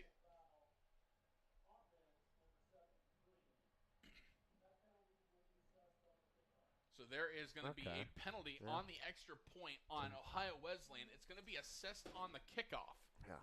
So Kenyon hopefully can get some better field position after another personal foul from this Ohio Wesleyan team. So kicking it away once again will be Ohio Wesleyan. And Teddy, I know that it's tough to take your positives away from this, right? But at the same time, there are some things, obviously, that you will continue to work on. And I think having a game like this where in a program where you know you're trying to build something, if you're coach good, and you know that you believe in what you're doing, and you have the guys in your program that believe what you're doing, that it's not going to be an overnight fix. It's going to be, if not weeks or months, it's going to be years to get that change to happen.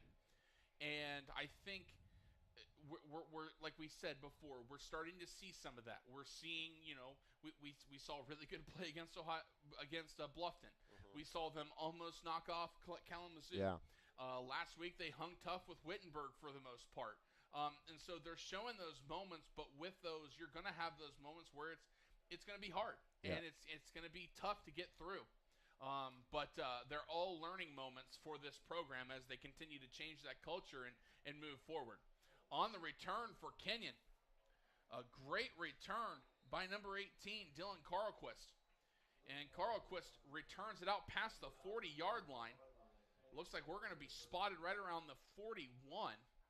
Yeah, and another thing, just getting younger guys some reps and opportunities. Being able to learn for later in the season against, other opponents like Oberlin or Hiram, where the Owls will look to, get a victory. Definitely, lots of veterans on this team that can, they've been through 2 head coaches, and they can take the good and try and move on. Play action pass to Murray, who refused to go down. He eventually goes down right around midfield. And that will bring up now 2nd and short. There is a Bishop down. And if I'm seeing that correctly, it's defensive tackle Terrell Burton, number 66. Yeah, I hope he's all right. We're going to take a quick break here, folks. It is third quarter, 41-7 your score. Ball at midfield, 2nd and short for the Kenyon Owls.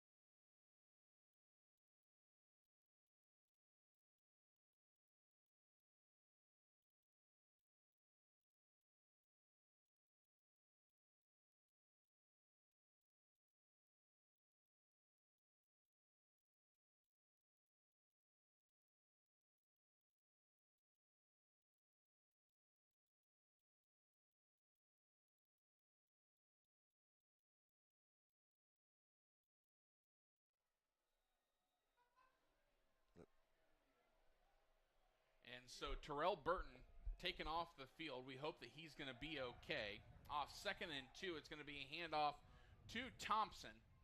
Thompson didn't go far at all. He actually lost a couple yards. Now makes it 3rd and 5. But Terrell Burton needed to be helped off of the field, so we're sending our thoughts and condolences to him and hope that he is going to be okay. That's a tough break for Ohio Wesleyan. Yeah, definitely tough. Hope he is all right and nothing too long-term for him. 3rd and 5. O'Leary in the shotgun. Thompson in the backfield. Takes the snap. Going to be a play action. Going down the middle of the field for Murray. Murray has it, and he will go down at around the 15-yard line. Finn Murray. And that's that big play that they needed to get the offense back and running.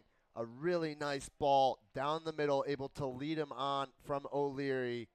Great job, able to put them in red zone scoring opportunity. O'Leary works up tempo, hands it off to Thompson, but Thompson taken down in the backfield. Riley Locke there to make the tackle. That's a loss of 2, brings up 2nd and 12. And unfortunately, Thompson just did not have the room to get out around Locke. Now 2nd and 12. Play action, going for the end zone in the corner. Trying to find Kim. No flag on the incomplete pass. Yeah. And that will now bring up 3rd and 12. Yeah, good route from Kim, just not able to put it in a spot where he's able to get it. Unfortunate. Those are tough back corner type throws. But now on 3rd down, after that big play from Murray, want to be able to capitalize and try and get some more points on the boards. O'Leary going near side, finds Murray. Murray up north past the 10, trying to push to the 5. He knows what he needs to get the 1st down. Is it going to be enough? Wow. I don't know. That's going to be close if they mark it after the push. Yeah, you love to see even Ryan O'Leary, the quarterback, getting in the pile, trying to push and get him going. And it looks like they're going to go for it just about 4th and... About 4th and 2 here. Yeah. So it's not going to be easy, but we'll see what the Kenyon offense can do here. 4:49 and counting here in the 3rd quarter. Play clock coming down quick. Might take and there's going to be a timeout. Yep. Good call there, Teddy. Timeout taken by head coach Ian Good. Yeah.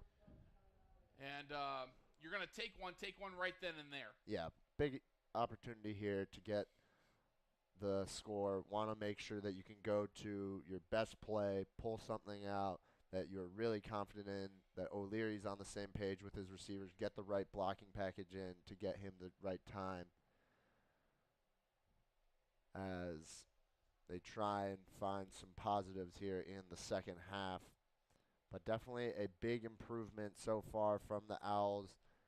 A big drive that started on their own 42, and that big play from Murray able to catalyze this 41-yard drive. And at this point, doesn't seem like a field goal is within the conversation. Just trying to get some points on the board for Kenyon is not really worth it at this point. Trying to go out there and get something going for O'Leary and the rest of the offense. Once again, want to send our thoughts and well wishes out for Terrell Burton, the defensive tackle for Ohio Wesleyan that went off early on the field. Actually happened during the middle of this drive, but thoughts and well wishes to him. 4th and 2. O'Leary in the shotgun, Benjamin to his right. And O'Leary looking over. Getting the call from offensive coordinator Headley. 3 wide receiver set. 2 on the far side, 1 on the near. And ball loose. And still loose, and Ohio Wesleyan's going to come up with it. Off the snap, O'Leary was taken down quickly. Number 34 there in Byer Briar Ramey, pardon me, the sophomore linebacker making the initial tackle. Ball pops loose. Benjamin tries to pop on top of it. He can't, and eventually the Bishops come up with it right at around the 10-yard line, and it's going to be 1st and 10 for Ohio Wesleyan. Yeah, I mean, Ramey shot out like a cannon going towards O'Leary. Just, I mean, perfectly timed the snap count, able to pounce off and just create a broken play for what could have been an Owls opportunity, but oof. Another unfortunate broken play from the Owls, but hopefully defense can try and keep them in good field position if they can get the ball back. 1st and 10, Leonard in the shotgun hands it off to Jones. Jones up the far sideline. He will be taken down. Looks like Gusevich there to make the initial stop. Gain of about 3 brings up 2nd and 7. 4:18 and counting here in the third quarter. 41-7 is still your score. Ohio Wesleyan still in control of this one. Kenyon having their opportunities, just have not been able to really pull the trigger and make things happen at the right time. Hand off to Jones. Jones up the middle. Jones being tackled by Leno. Leno brings him down right around the 30. Yeah, nice cut there from Jones, able to break out to the second level and move those chains for the Bishops and Zach Leonard. Ball at the 31-yard line after the first down carry from Cam Jones.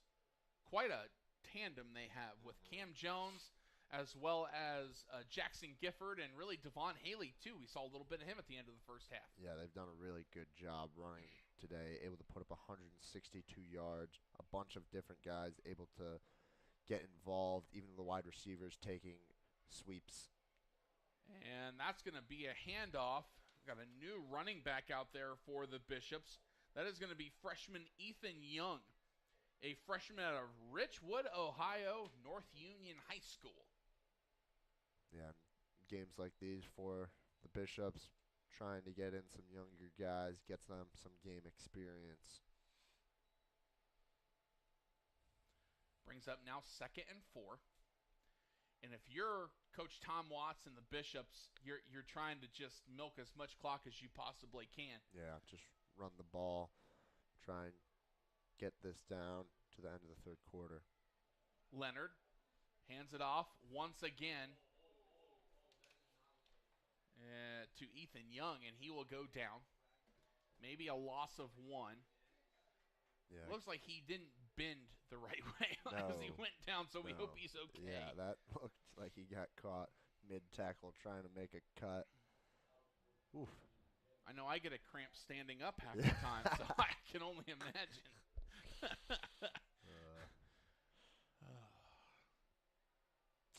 Old age catches up to you, Teddy. I can tell you that. I'm feeling it. Turned 21 this summer, and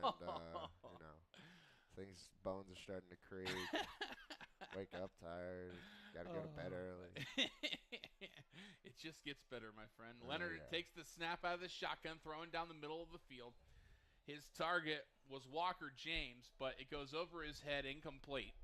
And that'll bring up 4th and 4, and we'll see the punting unit come out for Ohio Wesleyan. Yeah, good job by the defense, able to get a stop in Ohio Wesleyan territory, hopefully set up some good field position for Ryan O'Leary and the rest of this Owls offense to get going.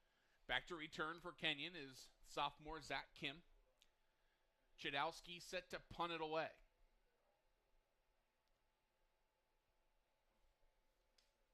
Fourth and 4, and the snap and the punt is up from Chudowski. Pretty good punt. That's actually going to touch Ohio Wesleyan's number 4 in Dom Costa, the freshman corner from Granville, Ohio. Yeah. And he didn't. He was literally just running down the far sideline, hit off of his back leg. Yeah.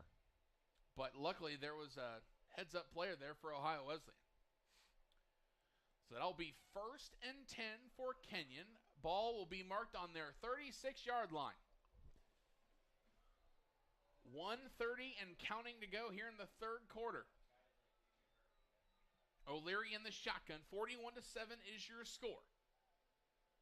Ohio Wesleyan currently with a commanding lead over the Kenyon Owls. But the Owls still have opportunities to push the ball down the field and get it into the end zone.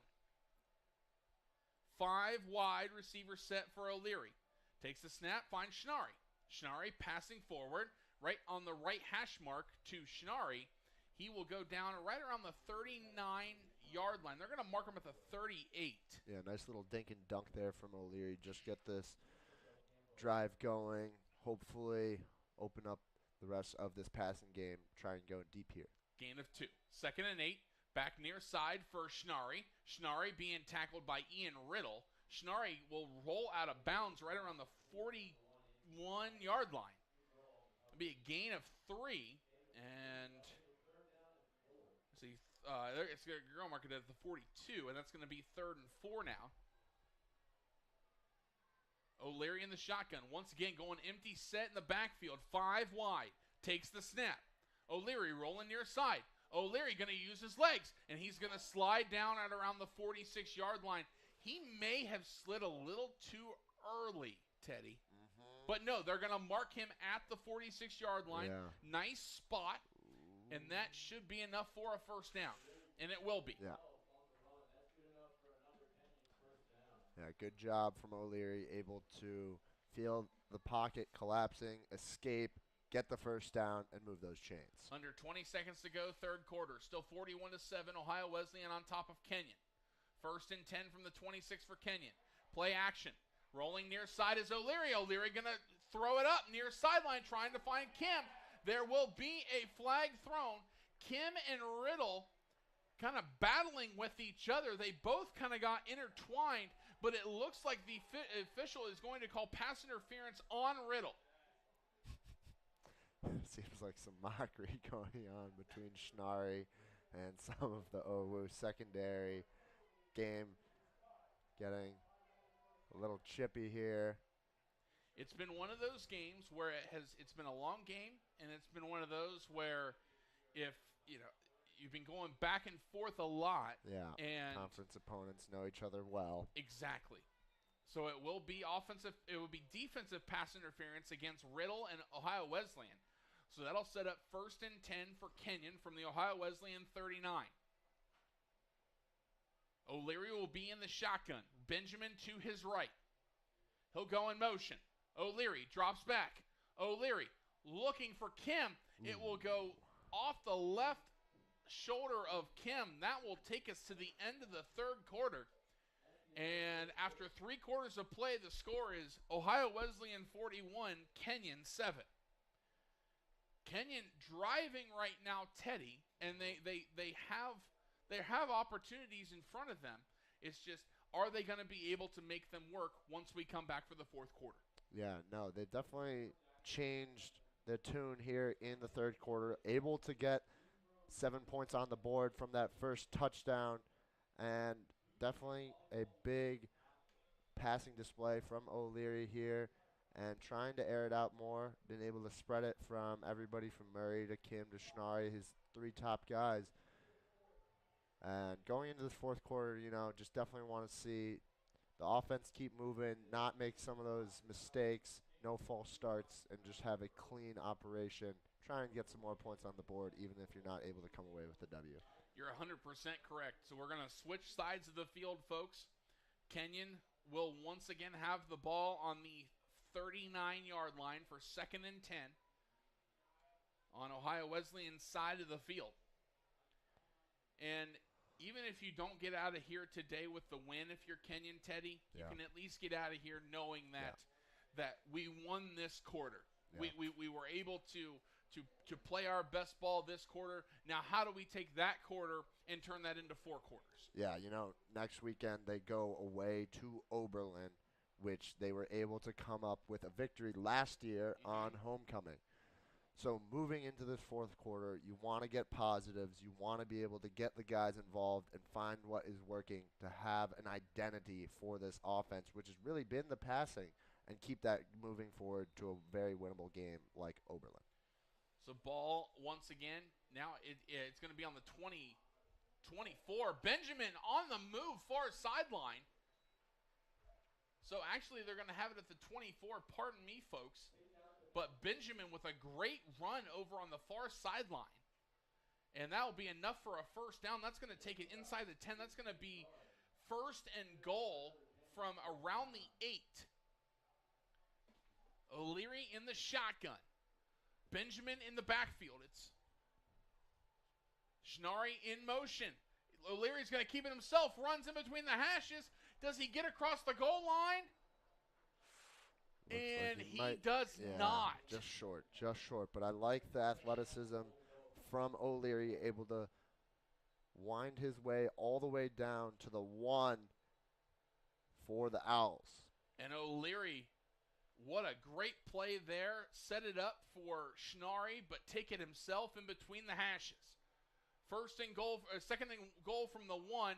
Tries to do it again, but once again, that's Yonka as well as number 8, Seth Anderson, to bring down O'Leary. That's a loss of 3, brings up 3rd and 4 from the 4. Yeah, was able to get them the first time on the quarterback run. Not able to there. 3rd down. I feel like they're going to be looking towards, they have Benjamin, who's more of a power back in, as well as the snap, O'Leary, shotgun, going toward the corner. It looks like there was some miscommunication there. Yeah. Trying to find Schnarry, but that will bring up now 4th and goal from the 4. And we saw them get down to near the goal line last time. Weren't able to execute. This is, one of those things that Coach Good wants to see them able to work out and get that red zone execution down. 4th and goal from the 4. Going to the end zone, trying to find Murray. Incomplete, no flag thrown. And it will be a turnover on downs for Kenyon, and it will go back to Ohio Wesleyan. The field position, not what you want if you're the Bishops, where you'll start at your own 4, but still, you stop Kenyon from getting into the end zone, you take the ball back, and it's 1st and 10. Yeah, another good stop from the Bishops. Now, 2 drives in a row, Kenyon has been able to motor them down inside the red zone, but just not able to execute. Definitely something that they were able to pull off in their victory against Bluffton. That red zone efficiency is definitely going to be something they will be focusing on in practice this week before Oberlin. 13:32 to play here in the game. Ohio Wesleyan with the commanding lead, 41-7. Looks like we're going to actually have a new quarterback here. Believe that is number 15, Austin Womack. And it will be a handoff. Let's see who did take the handoff there. It will be number 25, Devon Haley. So Haley takes the carry, about a gain of 1. Womack is a junior from Hurricane, West Virginia, Hurricane High School.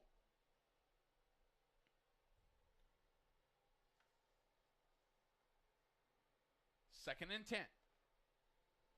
Takes the snap, hands it off to Haley once again. And Haley will lose yards on that carry. Yeah. And that will take him back to maybe the 2. Yeah. Good job from this Kenyon defensive front, trying to push them back and force a safety.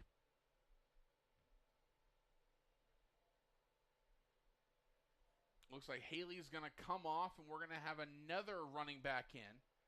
This will be number 9 in Jahi Broussard Nash. And it'll be a handoff to Broussard Nash. Nash moving it toward the 10. He'll still gain right around 8 yards. Broussard Nash, a junior out of Delaware High School, Delaware, Ohio, Delaware Hayes High School. And a good job from the Owls defense, able to get a stop and give themselves hopefully some good field position for Zach Kim to work with. Brings up 4th and 4, and Chudowski will be in his own end zone punting this away. Kim at the Ohio Wesleyan 45 to return it. The snap, the punt is up. A nice punt from Chudowski. Fair catching it at the 38-yard line is Zach Kim. Great starting field position for Kenyon. And we'll see what they can do here. Still trailing 41-7 here in the fourth quarter. But you got great field position. Yep. Got an opportunity to get it in the end zone. Yeah, 2 past drives have gotten into the red zone, just not been able to execute, have gone for it on 4th down both times, just not able to punch it in. And, you know, that's what really separates the good teams from the great ones, and Kenyon need to execute to change that. Provenza doing a nice job of waiting on his lane to open up. He turned a gain of 2 into a gain of about 4, and that brings up 2nd and 6. Yeah, good job. Powerful run from Provenza, charging through, finding a lane, getting some yards. Snap to O'Leary, handoff to Provenza. Provenza taken down in the backfield. That's a loss of about 2. Brings up 3rd and 9. About a loss of 3, actually looking at it now, but still have 3rd and long here inside the 40. Murray will be at the bottom of your screen. It's a 3 wide receiver set. Kim will be at the top, and Schnarri will be in the slot. O'Leary, and trying to get rid of that one, but he is sacked in the backfield. Yeah. Ohio Wesleyan's Tommy Brunty, junior defensive end out of Barberton, Ohio. Yeah. Makes the big play and sets up 4th and long. An O'Leary sandwich, unfortunately, served up as just the blocks couldn't hold, and they just came in from both sides. Not much O'Leary could do to evade 2 Ohio Wesleyan rushers. Unfortunate. So that'll set up right around 4th and 20. Denacey set to punt it away. Alston and Thornton back to return. And bringing it in is going to be Thornton. He's up to the 15. He'll go down around the 17-yard line. And Thornton, who's done it all defensively with tackles and an interception, also doing some work on the punt return side of things as well. Yeah, some good hands from Thornton, as we already saw with the interception coming earlier today. A good job by Denese, able to pin the battling Bishops deep inside their own half. 9:37 to play here in the game. 41-7 still your score. Ohio Wesleyan still on top of Kenyon. Kenyon has showed their ability to battle. It just has not resulted in the end zone, unfortunately. And that's why they are in the deficit they are here today. Womack takes the handoff to Brassard Nash. And Brassard Nash tackled in the backfield. Yep. Good job. A swarm of purple jerseys able to get after Brassard Nash and bring him down for what looks like a loss of 2 on the carry. Will Coslow, the senior defensive lineman out of Stamford, Connecticut, doing a nice job to bring down Brassard Nash on that play. Loss of 2 brings up 2nd and 12.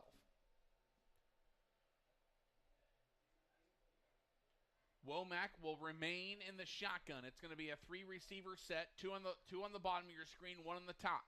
Takes the snap, hands it off to Brassard Nash. Brassard Nash up the near side, the near hash mark, and Kessler and Gusevich there to bring him down. It'll be a gain of about 3, actually more like 5, and brings up 3rd and 7.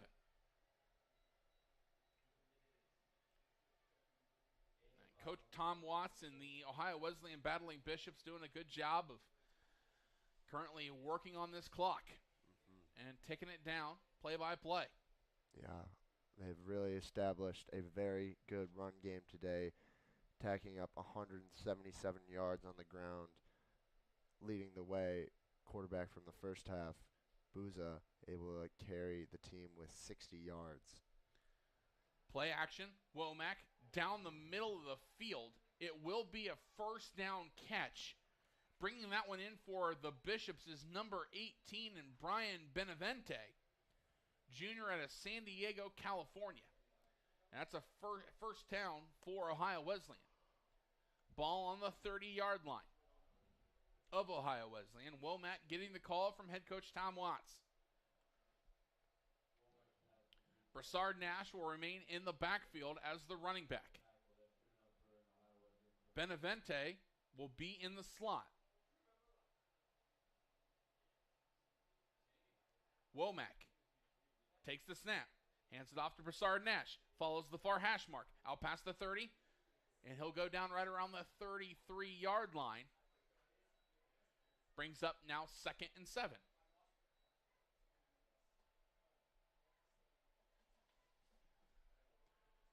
$7-12 and counting remaining in this one, folks.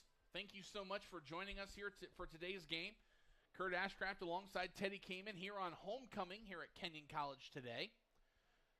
If you are listening here at the game or you are on campus, welcome back to campus. We appreciate having you here. 2nd and 7. Womack takes the snap, hands it off to Broussard Nash once again. He'll go down around the 34-yard line. That's a gain of about 1, brings up 3rd and 6. Teddy, as a senior, this is your last homecoming as a student. True. I assume you'll want to come back as an alum. Yep. Talk a little bit about your 4-year experience here at Kenyon. Yeah, Kenyon, I'm from outside of Chicago, a great Midwest institution, looking for a good mix between athletics and academics. You'll find that here. Definitely good mix of culture. Just, you really meet people. We saw that before the game today, with honoring Mike Devine. Kenyon, you really build great connections here. And you see that today. A lot of his friends are back. A lot of former football alumni are back to see head coach now, Ian Good, and they're really excited to have him, as well as the rest see and support some of their former teammates. It'll be 4th and 2. Broussard Nash was not able to get the first down on that carry. And right now, Womack trying to get the call from Coach Watts. They're going to stop the clock here, and it's going to be, I believe, a timeout coming up. And Ohio Wesleyan will take a timeout. That will be their first charge timeout of the second half with 5:23 to go here in this one. And that, what you talk about, Teddy, I can completely understand. Yeah. Well, I did not go to Kenyon. This was working here as a broadcaster was one of my first jobs out of college, and I got to be around all the different athletic programs and work out at the CAC and do all those different things. I really felt that that family atmosphere and that camaraderie, and it's been a place, no matter where I've been, different universities and places that I've worked at, or different places I've broadcasted for. There's always been something special about this wonderful institution in Gambier. Yeah, this little town on the hill in Gambier. We only got one dining hall, so everybody really, you see everybody on campus. You sure do. Yeah. Chudowski will punt it away. A nice punt from Chudowski. And it'll be a fair catch right around the 26. Want to give a kind of a shout out to Gabriel Chudowski, a junior, only 5'8", 155. This young man has shown a really nice job being able to both punt, kick off, kick field goals, and kick extra points too. Yeah, today on kickoffs, 439 yards, 2 touchbacks, as well on field goals. He's made 2 with a long of 29. Great, this Ohio Wesleyan team has had it in all 3 phases today. And that's why, scoreboard's reading 41-7 in favor of them. They brought all 3 phases and have executed well. 1st and 10 from the 26 is a handoff to Jordan Benjamin. He gets first down and more. They will spot the ball right around the 42-yard line. A big first down carry, gain of just about 16 for Jordan Benjamin, the freshman really starting to find some confidence as his second game appearance. Yeah, leading the Owls today with 30 yards. After that one might be more like 40 or 45, and he's really shown a good job, able to come into this backfield, not at the beginning of the season, but, next man up mentality, and Right. Benjamin has really personified that. With Drake Lewis out since that first game of the season against Bluffton, really been trying to find who can be the every down guy. Ooh. And Provenza's had he's been looking good out of the backfield. Julius Thompson shows some flashes, Yeah. and Benjamin's just another option. That pass was incomplete to Zach Kim. That brings up 2nd and 8. Yeah, definitely this Kenyon's team, the scouting report, the first thing that you're going to look at is Finn Murray, Zach Kim, and Andrew Schnarry. But what enables them to work so well, and what they had done a really good job in the Kalamazoo game and the Bluffton game, as well as last week against Wittenberg, was able to establish that run identity, sprinkle that in to allow the big plays for those receiving threats to open up. Play action for O'Leary. He's going to roll right. Going down the field, finds Murray. Murray trying to push it toward midfield. He'll go down around the 49-yard line of Kenyon. Nice strike from O'Leary, getting outside the pocket, able to set his feet and find Murray, and making this a much more manageable 3rd down for the Owls. 3rd and 3. O'Leary in the shotgun, Benjamin in the backfield with him. Zach Kim at the bottom of your screen. O'Leary, drop back, finds Murray. Murray with the catch. It'll be a gain of 4 and a 1st down. Yeah, and another good job from Finn Murray. Once again, having a really good day, hauling in 5 receptions, and now that was being his 6th for about 90 yards. Murray really having a standout senior campaign. Play action on 1st down for O'Leary. O'Leary trying to find Murray once again down the sideline. Incomplete, brings up 2nd and 10 with 3:36 to play here in this one. Yeah, really impressive from Finn Murray, who right now is having a very good season. He's had, coming into this game, the 12th most yards in all of Division III football, and he has the 2nd most receptions with 30 in all of Division III football. So, heading into week 4, senior Finn Murray has been on a real tear with O'Leary. 3rd and 7. 3:16 and counting to go. O'Leary takes the snap, drops back, looks far side, finds Murray around the 40. He's trying to get around the defenders. He will go down around maybe the 41. So he's going to be just a few yards short, more like 4 yards short of the 1st down. That'll bring up 4th and 4. But now you're in a position, there's no reason to not go for it. Yeah, no, definitely just trying to keep the offense out there, get some more valuable reps. O'Leary takes the snap. Looking down the sideline, finds Schnarry. Schnarry will get the 1st down, and he'll be tackled around the 34-yard line. Looked like there was an early jump there on the line. Something didn't look right. Something a little wonky on that one. Flag flew early. But I don't know if the flag ever came out. Did the flag not come out? Oh, okay, I thought flag came out. That's my bad. No, it did come out. You are correct there, Teddy. So they're going to decline the penalty and then just move forward with the 1st down. Okay. So 1st and 10 for Kenyon on the 33-yard line. Low snap. O'Leary picks it up. He's rolling near side. He's going to take it himself to the 30, to the 25, to the 20. He'll go out of bounds right around the 17-yard line. Nice 1st down carry. That's going to be a gain of just about 16 yards for Ryan O'Leary. Yeah, O'Leary had a OWU defender, Ethan Brooker, number 20, on a beeline coming off of a blitz, and a really good job able to evade that and pick up some big yards for the Owls. 1st and 10 from the 17-yard line. O'Leary drops back near side looking for Carlquist, and just in and out of the hands of Dylan Carlquist. We've seen a little bit of Dylan Carlquist throughout the season, folks. he definitely shows that he has the potential to be something very special here at Kenyon. Only a freshman at 5'10", 165 out of Arlington Heights, Illinois. John Hershey High School.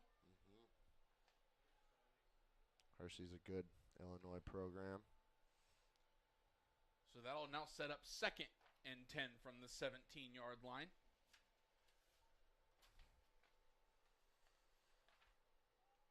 On the season, Carlquist has still yet to record a catch. It's going to be a pitch to Thompson, far side. He'll get past the 15 and right down around the 11, maybe 12.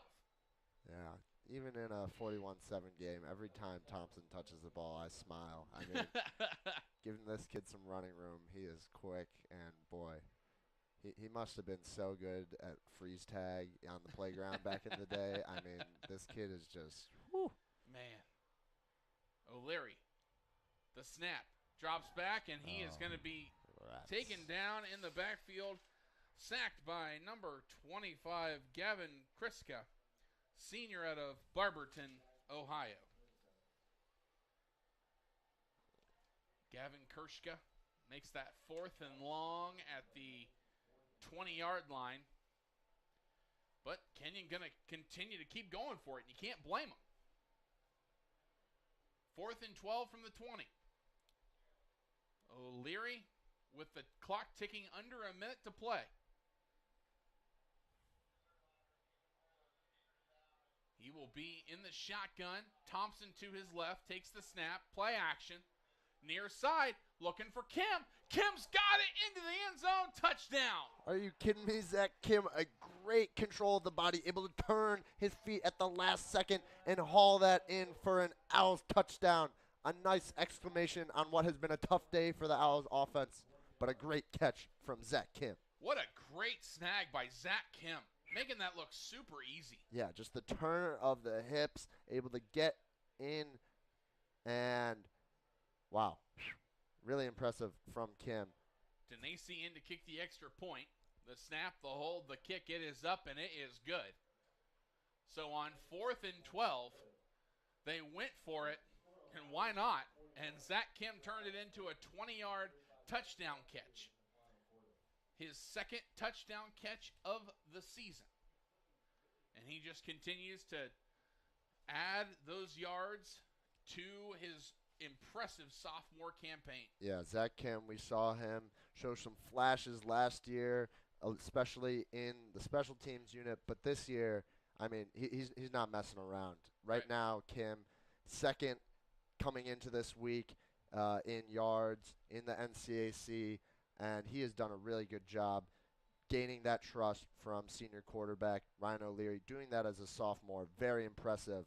And, you know, he's following the footsteps of Finn Murray and Andrew Schnarri, picking up everything that they do in practice, and he's really excelling this year, and it's paying off. Only 35 seconds to go in this contest, folks, and as you can imagine, after this kick return by Ohio Wesleyan, that's going to pretty much seal this one. Yeah. Ohio Wesleyan came out extremely strong in the first half, led 34-0 at that break. There's a kickoff by Denacey. It's going to one-hop into the hands of Ja'Kai Alston. Alston past the 30, and he will be brought down right around the 32, maybe 33-yard line. And while Kenyon did make attempts there in the second half, got a touchdown into the end zone for Benjamin. You also got a touchdown to Kim. The Ohio Wesleyan defense just did too much to stop Kenyon's comeback from happening, and that's where you're going to find the result of 41-14 in this one. Yeah, the unfortunate turnovers and a few false starts just really killed a few drives that looked promising for the Owls, but definitely a lot to work on this week in practice before they head to Oberlin for a big conference matchup. They were able to win against Oberlin last year just by a field goal, so it could be a tight one entering next week as they now move to 1-3. Womack takes the snap, and he'll go into victory formation, and that will be the game, folks. 41-14 is your final score. once again, as Teddy was talking about, Kenyon going to Oberlin next week. Always a game you circle on the calendar. You want to get the win. You're 1-3 now. You go next week. If you just tighten everything up from this week and move forward, that may then you can move to 2-3 and you just start building momentum from there. But some things to take away from this one. Definitely, the conference is loaded once again. Yeah, no, a very strong showing today from Ohio Wesleyan coming off of their bye. This team had tough first two games going 0-2, and then coming off the bye week with a really big victory today here in Gambier. Well, folks, once again, final score here from McBride Field. Ohio Wesleyan 41, Kenyon 14. For Teddy Kamen, I am Kurt Ashcraft. Wanted to thank each and every one of you for joining us here today for the broadcast. We truly appreciate it. To everyone here for homecoming, thank you so much for coming back to Gambier for this wonderful weekend, and enjoy your time back on campus. Also want to give a lot of thanks to Evan Brennan, as well as Sports Information Director here at Kenyon College, Martin Fuller. We really appreciate making all this happen, so thank you guys for that. Once again, Teddy Kamen, Kurt Ashcraft, final score, Ohio Wesleyan 41, Kenyon 14. Thank you so much for joining us. Take care, and go Owls.